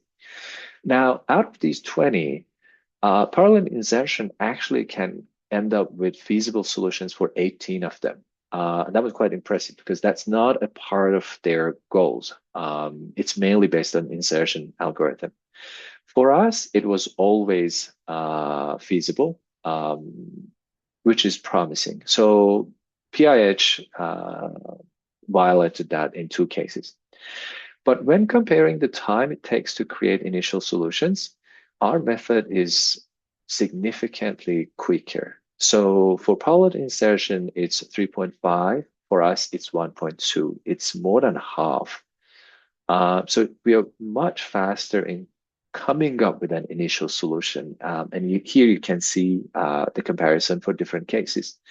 One noticeable observation is that as the number of passengers increase, that difference would also be more noticeable. So from R1B to R6B, I know I don't have the details of all of these instances, but from here to here, the difference is that the number of passengers are increasing. And as you see for parallel insertion, the trend seems to be exponential, but for us, it follows more of a linear increasing trend, making the difference more and more noticeable as the number of passengers or the number of requests increase. So this comparison shows that, first of all, we can create initial feasible solutions. Second of all, we can initialize much faster compared to existing method. But one can now argue your initial solutions will end up with lower quality optimized solutions. In other words, parallel insertion might not be that quick and it might violate some of the constraints, but it will eventually give us quality solutions for DRT, whereas you might initialize faster and you may always end up with feasible initial solutions. But when it comes to optimization, that initial point will not lead to the same quality optimized solution. So we did a second round of comparison. And what we did here was we fed our initial solutions to the same optimization algorithm that breakers proposed. And it was optimized to work with parallel insertion initial solutions. So what we see on this table, best travel time, that's the objective function of the optimization problem across the 20 instances that we have. And then the first 3 columns are based on the proposed method in this study. The next 3 columns are the values from Breaker's study. So, and then the last one shows the differences. And we are comparing the quality of the solution, so best travel times, the time for optimization, so average travel. So the first 2 are actually performance matrices, and the third one is the computational time. Then we run a Wilcox test to see if our initial solution is causing any harm to the optimization process. And then the results are listed on the last column here. So in pretty much all of the cases, the initialization phase is not causing any differences on the quality of the solution. And in fact, in one of the cases, our method could end up with a better optimal solution eventually. But when it comes to the computational time, our initial solution slightly reduces the optimization time as well. So again, the focus of this study is not on the optimization phase. It's more on the initialization phase. And the analysis I'm presenting here is just to demonstrate that the initialization method proposed by us is not causing any harm to the optimization part. So to conclude, this study proposes a computationally efficient initialization method to construct feasible solution for DRT or dial-a-ride problem, which can be used before the optimization phase. We, although not mathematically proven, but we investigate the practicality of the method, and for all of the cases we checked, the method can generate an initial feasible solution. The initialization is much faster compared to the best methods available in the literature, and the initialization method is not causing any disruption to the optimization phase.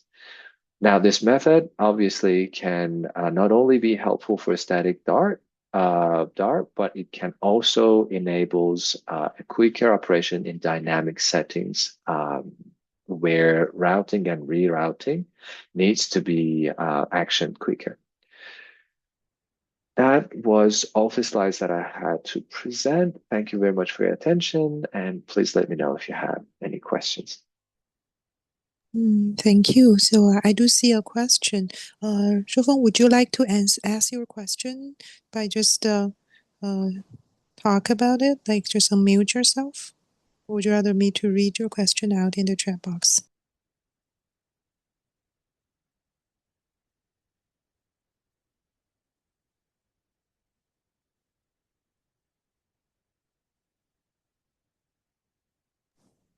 Okay, so Shufeng asked about how do you define the feasible solution? It's the one if you see the chat box. I can see that as well. So a feasible solution is a solution that respects all of the constraints in the DRT or DAR problem. So not only we are limited, it uses exactly the same number of vehicles or less. All of the time windows are respected. The capacity of vehicles are respected during the service. The maximum service duration is respected. The maximum tour time for passengers are respected as well. Most of the initialization methods, they relax one or two of that. So for parallel insertion, I think they start with taking the first vehicle, allocate as many passengers as they can, and they move to the next vehicle, and they continue until the last vehicle. If all passengers are allocated, then that's going to be their initial solution. And if that happens, then they also have a feasible solution. But if they still have remaining passengers, they will create arbitrary vehicles. So they add one and allocate those passengers to that hypothetical vehicle. Now, obviously, that creates an initial solution for their optimization method to run, but that's infeasible because you're technically using more vehicles than is available. So if you terminate the process of optimization, you don't have a practical solution to work with, if that makes sense. You're Okay, welcome. Thank you.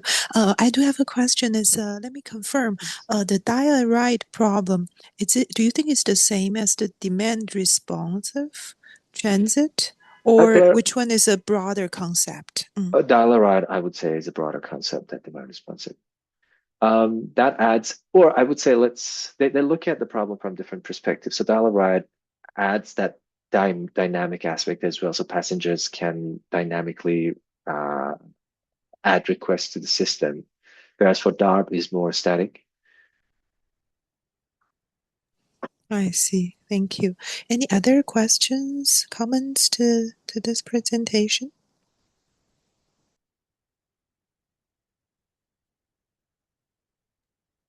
Hello, Professor. I do have a clarification question. I think your proposed method performance is based on the benchmark. So is your baseline algorithm is the most advanced initial accuracy? Sorry, can you repeat the question? I couldn't follow the question. Okay. I mean, because I'm not studying the algorithm, so I'm wondering your proposed method, the performance of your proposed method is based on the benchmark you are comparing. So the parallel insertion algorithm is the most advanced algorithm for the initial solution. Okay, so good question. There is no best method for initialization. So if you look at the literature of the methods or the solution methods to solve DARP, they usually look at the whole package from initialization to optimization, and they compare the objective function and the runtime to get to the optimized solution, not necessarily the initialization. So it's really hard to argue that any of the existing methods are the best initialization method. The parallel insertion is the initialization method used by breakers. Now, the breakers method is arguably the best method to solve DARP. So they're quicker and they give you the best quality solutions based on their performance on the same benchmark. So we just picked their initialization method because that was the initialization of best solution method. But that doesn't necessarily guarantee that that was the best initialization across all of the methods, if you see what I mean. Yes, I guess. Yes, so we try to compare our method with the best, but it's really hard to say what is best because nobody has really gauged or measured which method is best for initialization, and everybody's looking at the whole package. We also eventually look at the whole package to show our initialization is not causing any harm in the optimization part as well. But because we're just looking at the problem from a different perspective, which is, yes, optimizing the model is good, but in real practical cases, sometimes we don't have time to wait until we have the optimized solution. Sometimes we just have to terminate and just dispatch the vehicle because we have passengers and requests that we don't want to reject because they're just been waiting too long. And if that's the case, then can we actually focus on the initialization part? Because we are looking at the problem slightly differently, then it becomes hard to compare against existing methods as well. Yeah, I know. I know. Thank you. Yeah, no problem. Great. Any other questions, thoughts, comments?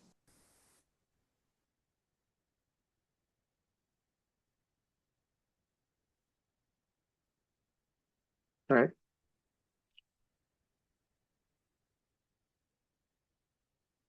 Okay, if not, then thank you very much. And then we'll move on to the next presentation. So our last presenter is Mr. Zhang Zhaoqi, and he will be discussing about the bounding the inefficiency of risk-averse selfish routing. And so the floor is all yours, Mr. Zhang.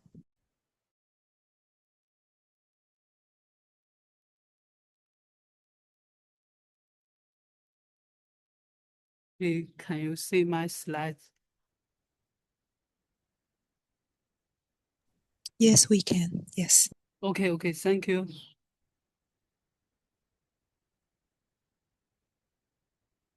Good afternoon, everyone. My name is Zhaoqi Zhang. I'm from Nanyang Technology University. Today it's my honor to be here to introduce my research with the title of Bounding the Inefficiency of Risk-Averse Selfish Routing with Non-Additive Silva. So, what is selfish routing? Selfish routing means when we travelers make routing decisions in traffic system, we are selfish to maximize our own utilities. For example, in user equilibrium, we want to choose the shortest path in terms of average travel time. But we know that in our real traffic system, there are lots of uncertainties. It comes from traffic incidents, adverse weather, and peak demand. All these uncertainties can increase our risk of delayed trips. So this will greatly affect our trip reliability. And we, as travelers, we don't like this. So risk-averse selfish routing is studying about how can we make a trade-off between average travel time and possible delays. So under risk-averse selfish routing, we travelers are still selfish to maximize our own utilities, but such utility defined in terms of both every time and possible delays. For example, let's say an example, if for one OD pair, we have two routes. For these two, the up blue routes, it has a large mean but smaller tail delay. For the lower black routes, it has a smaller mean but larger tail delay. So for travelers, we have to determine which route is better. So this is the risk-averse selfish routing care about. And when you determine the trade-off, as travelers, we may sacrifice inefficiency to ensure our trip reliability. For example, some travelers may select paths that don't minimize the average travel time. This is from individual level, but from systems level, if we are system managers, we want to ensure our system is very efficient. So this risk aversion of travelers may lead to some possible efficiency loss. To bound this efficiency, a study proposed the concepts of price or risk aversion to bound the efficiency due to risk aversion by travelers. But there are some gaps for this study. The first gap is the use variance of this measure. Why they use the variance? Because variance is additive. It can make the it can make the formulation very tractable. But we know that the variance are symmetric measure, and it can consider the distribution tail well. But we all know that the travel time in traffic networks are not symmetric, and it has a very long distribution tail. The left figure shows empirical travel time distribution. We can see that it has a very long distribution tail. So, in addition, this long distribution tail can lead to very serious results. For example, a empirical study shows that only 5% of the unlucky drivers can incur almost 5 times as much delay as 50% of the lucky drivers on the same dense route.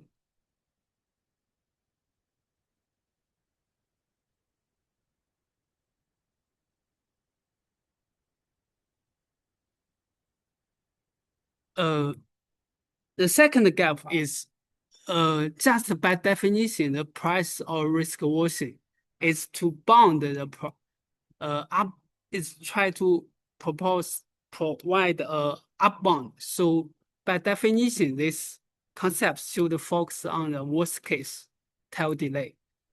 We can see that from this formulation, it is a maximum value. So it should focus on the worst case. So to solve these gaps, we want to bound the price or risk aversion with consideration of tail delays. So we use a famous risk measure,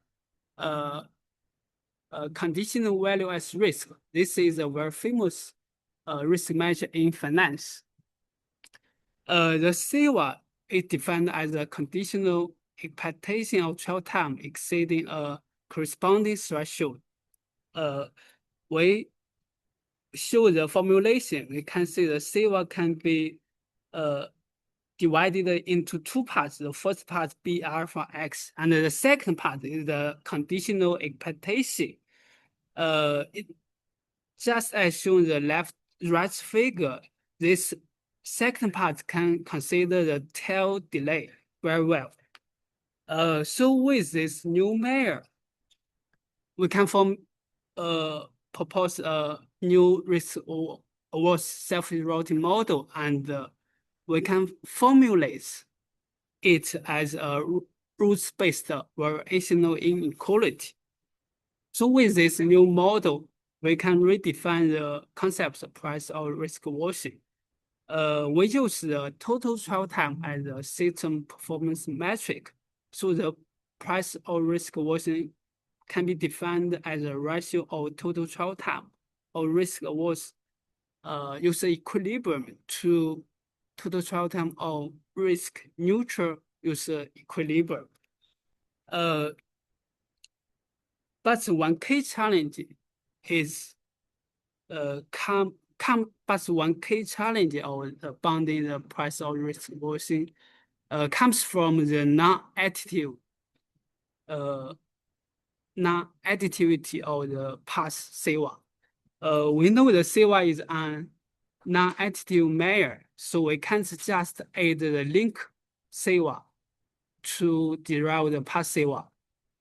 But our study is aimed to derive the upbound. So if we don't have the equation relationship, it will give lots of difficulties. Fortunately, we can show that this non-additive measure can be additive under a boundary condition. We term this boundary condition as a tail uncertainty concentration. So what does this condition mean? It means for a route, this condition donates the worst case form of the tail delay aggregation. We show a simple example. For this simple route network, we have one route. It has 3 links, link 1, link 3, and link 5. So for this route and its 3 links, the boundary condition means these 3 links, all their tail delay are caused by a common tail uncertainty. So this is a tail uncertainty concentration mean. So what can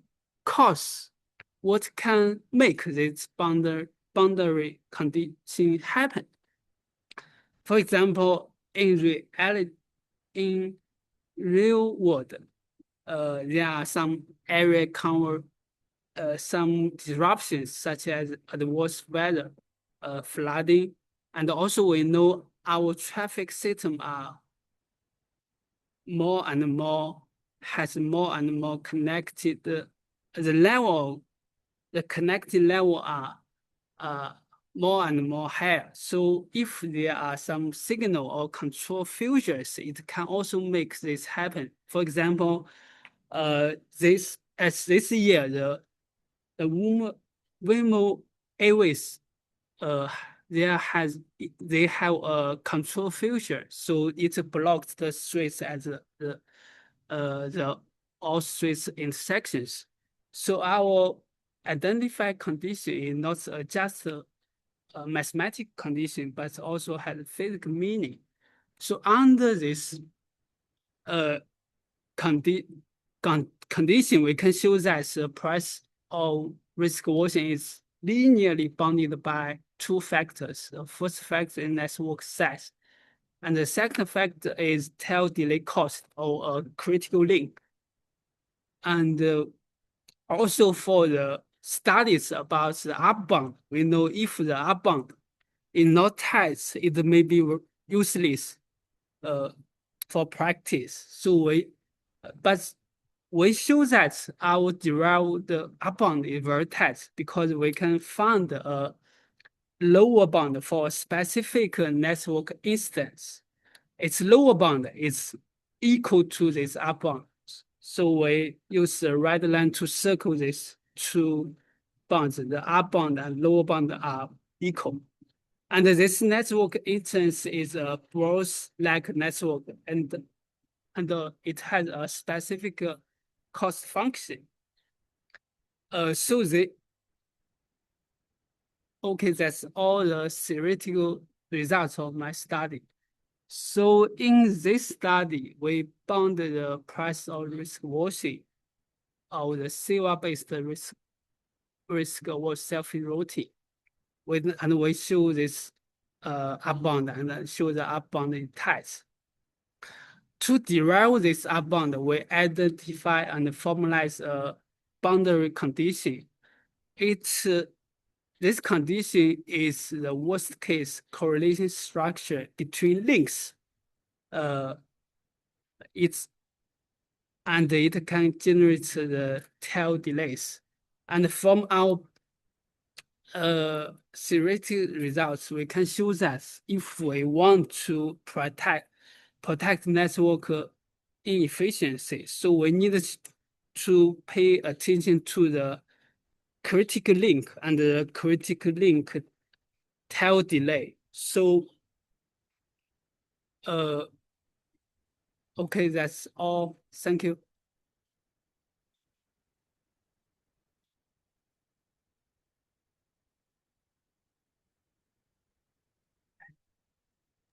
Okay, thank you, Zhangqi. Any questions, thoughts, comments to this presentation? Hello, I have a question. In your presentation, you mentioned using variance is not good because for some cases there is a long tail. So my question is, how do you solve this problem?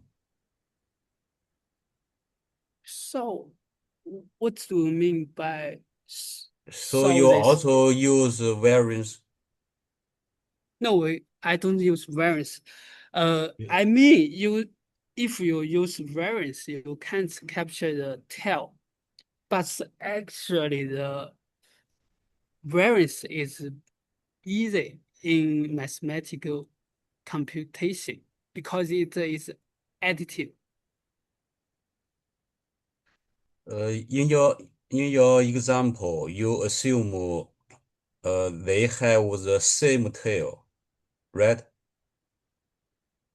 We have the same tail. So I share the slides. I know you are saying this. You assume that they have the same tail. So I wanted to know, you don't use variance. What variable do you use? First, I think I should make some clarification. I'm not saying they have the same tail. I'm saying their tail parts. For example, for these three links, the tail parts of these three links are caused by a common uncertainty. But these tail parts can be different. So this is the first clarification. And for the second question, I use the Silva. Use Silva to capture this tail, to capture this cost. This Silva, it can have two parts. The second part is a conditional interpretation of the tail part. Okay, thank you. Okay, thank you. All right, any other thoughts, comments, or questions? Or if you have any questions to the previous presenters, do feel free to ask it too.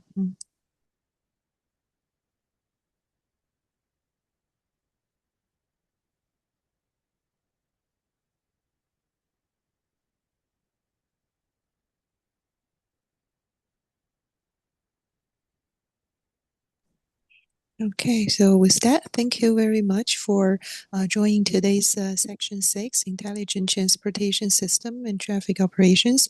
This is the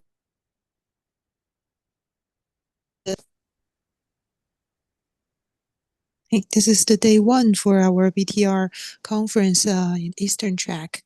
And then we look forward to seeing you again. And then for tomorrow, and we have another headline speaker, and we see you more in the coming day. Thank you.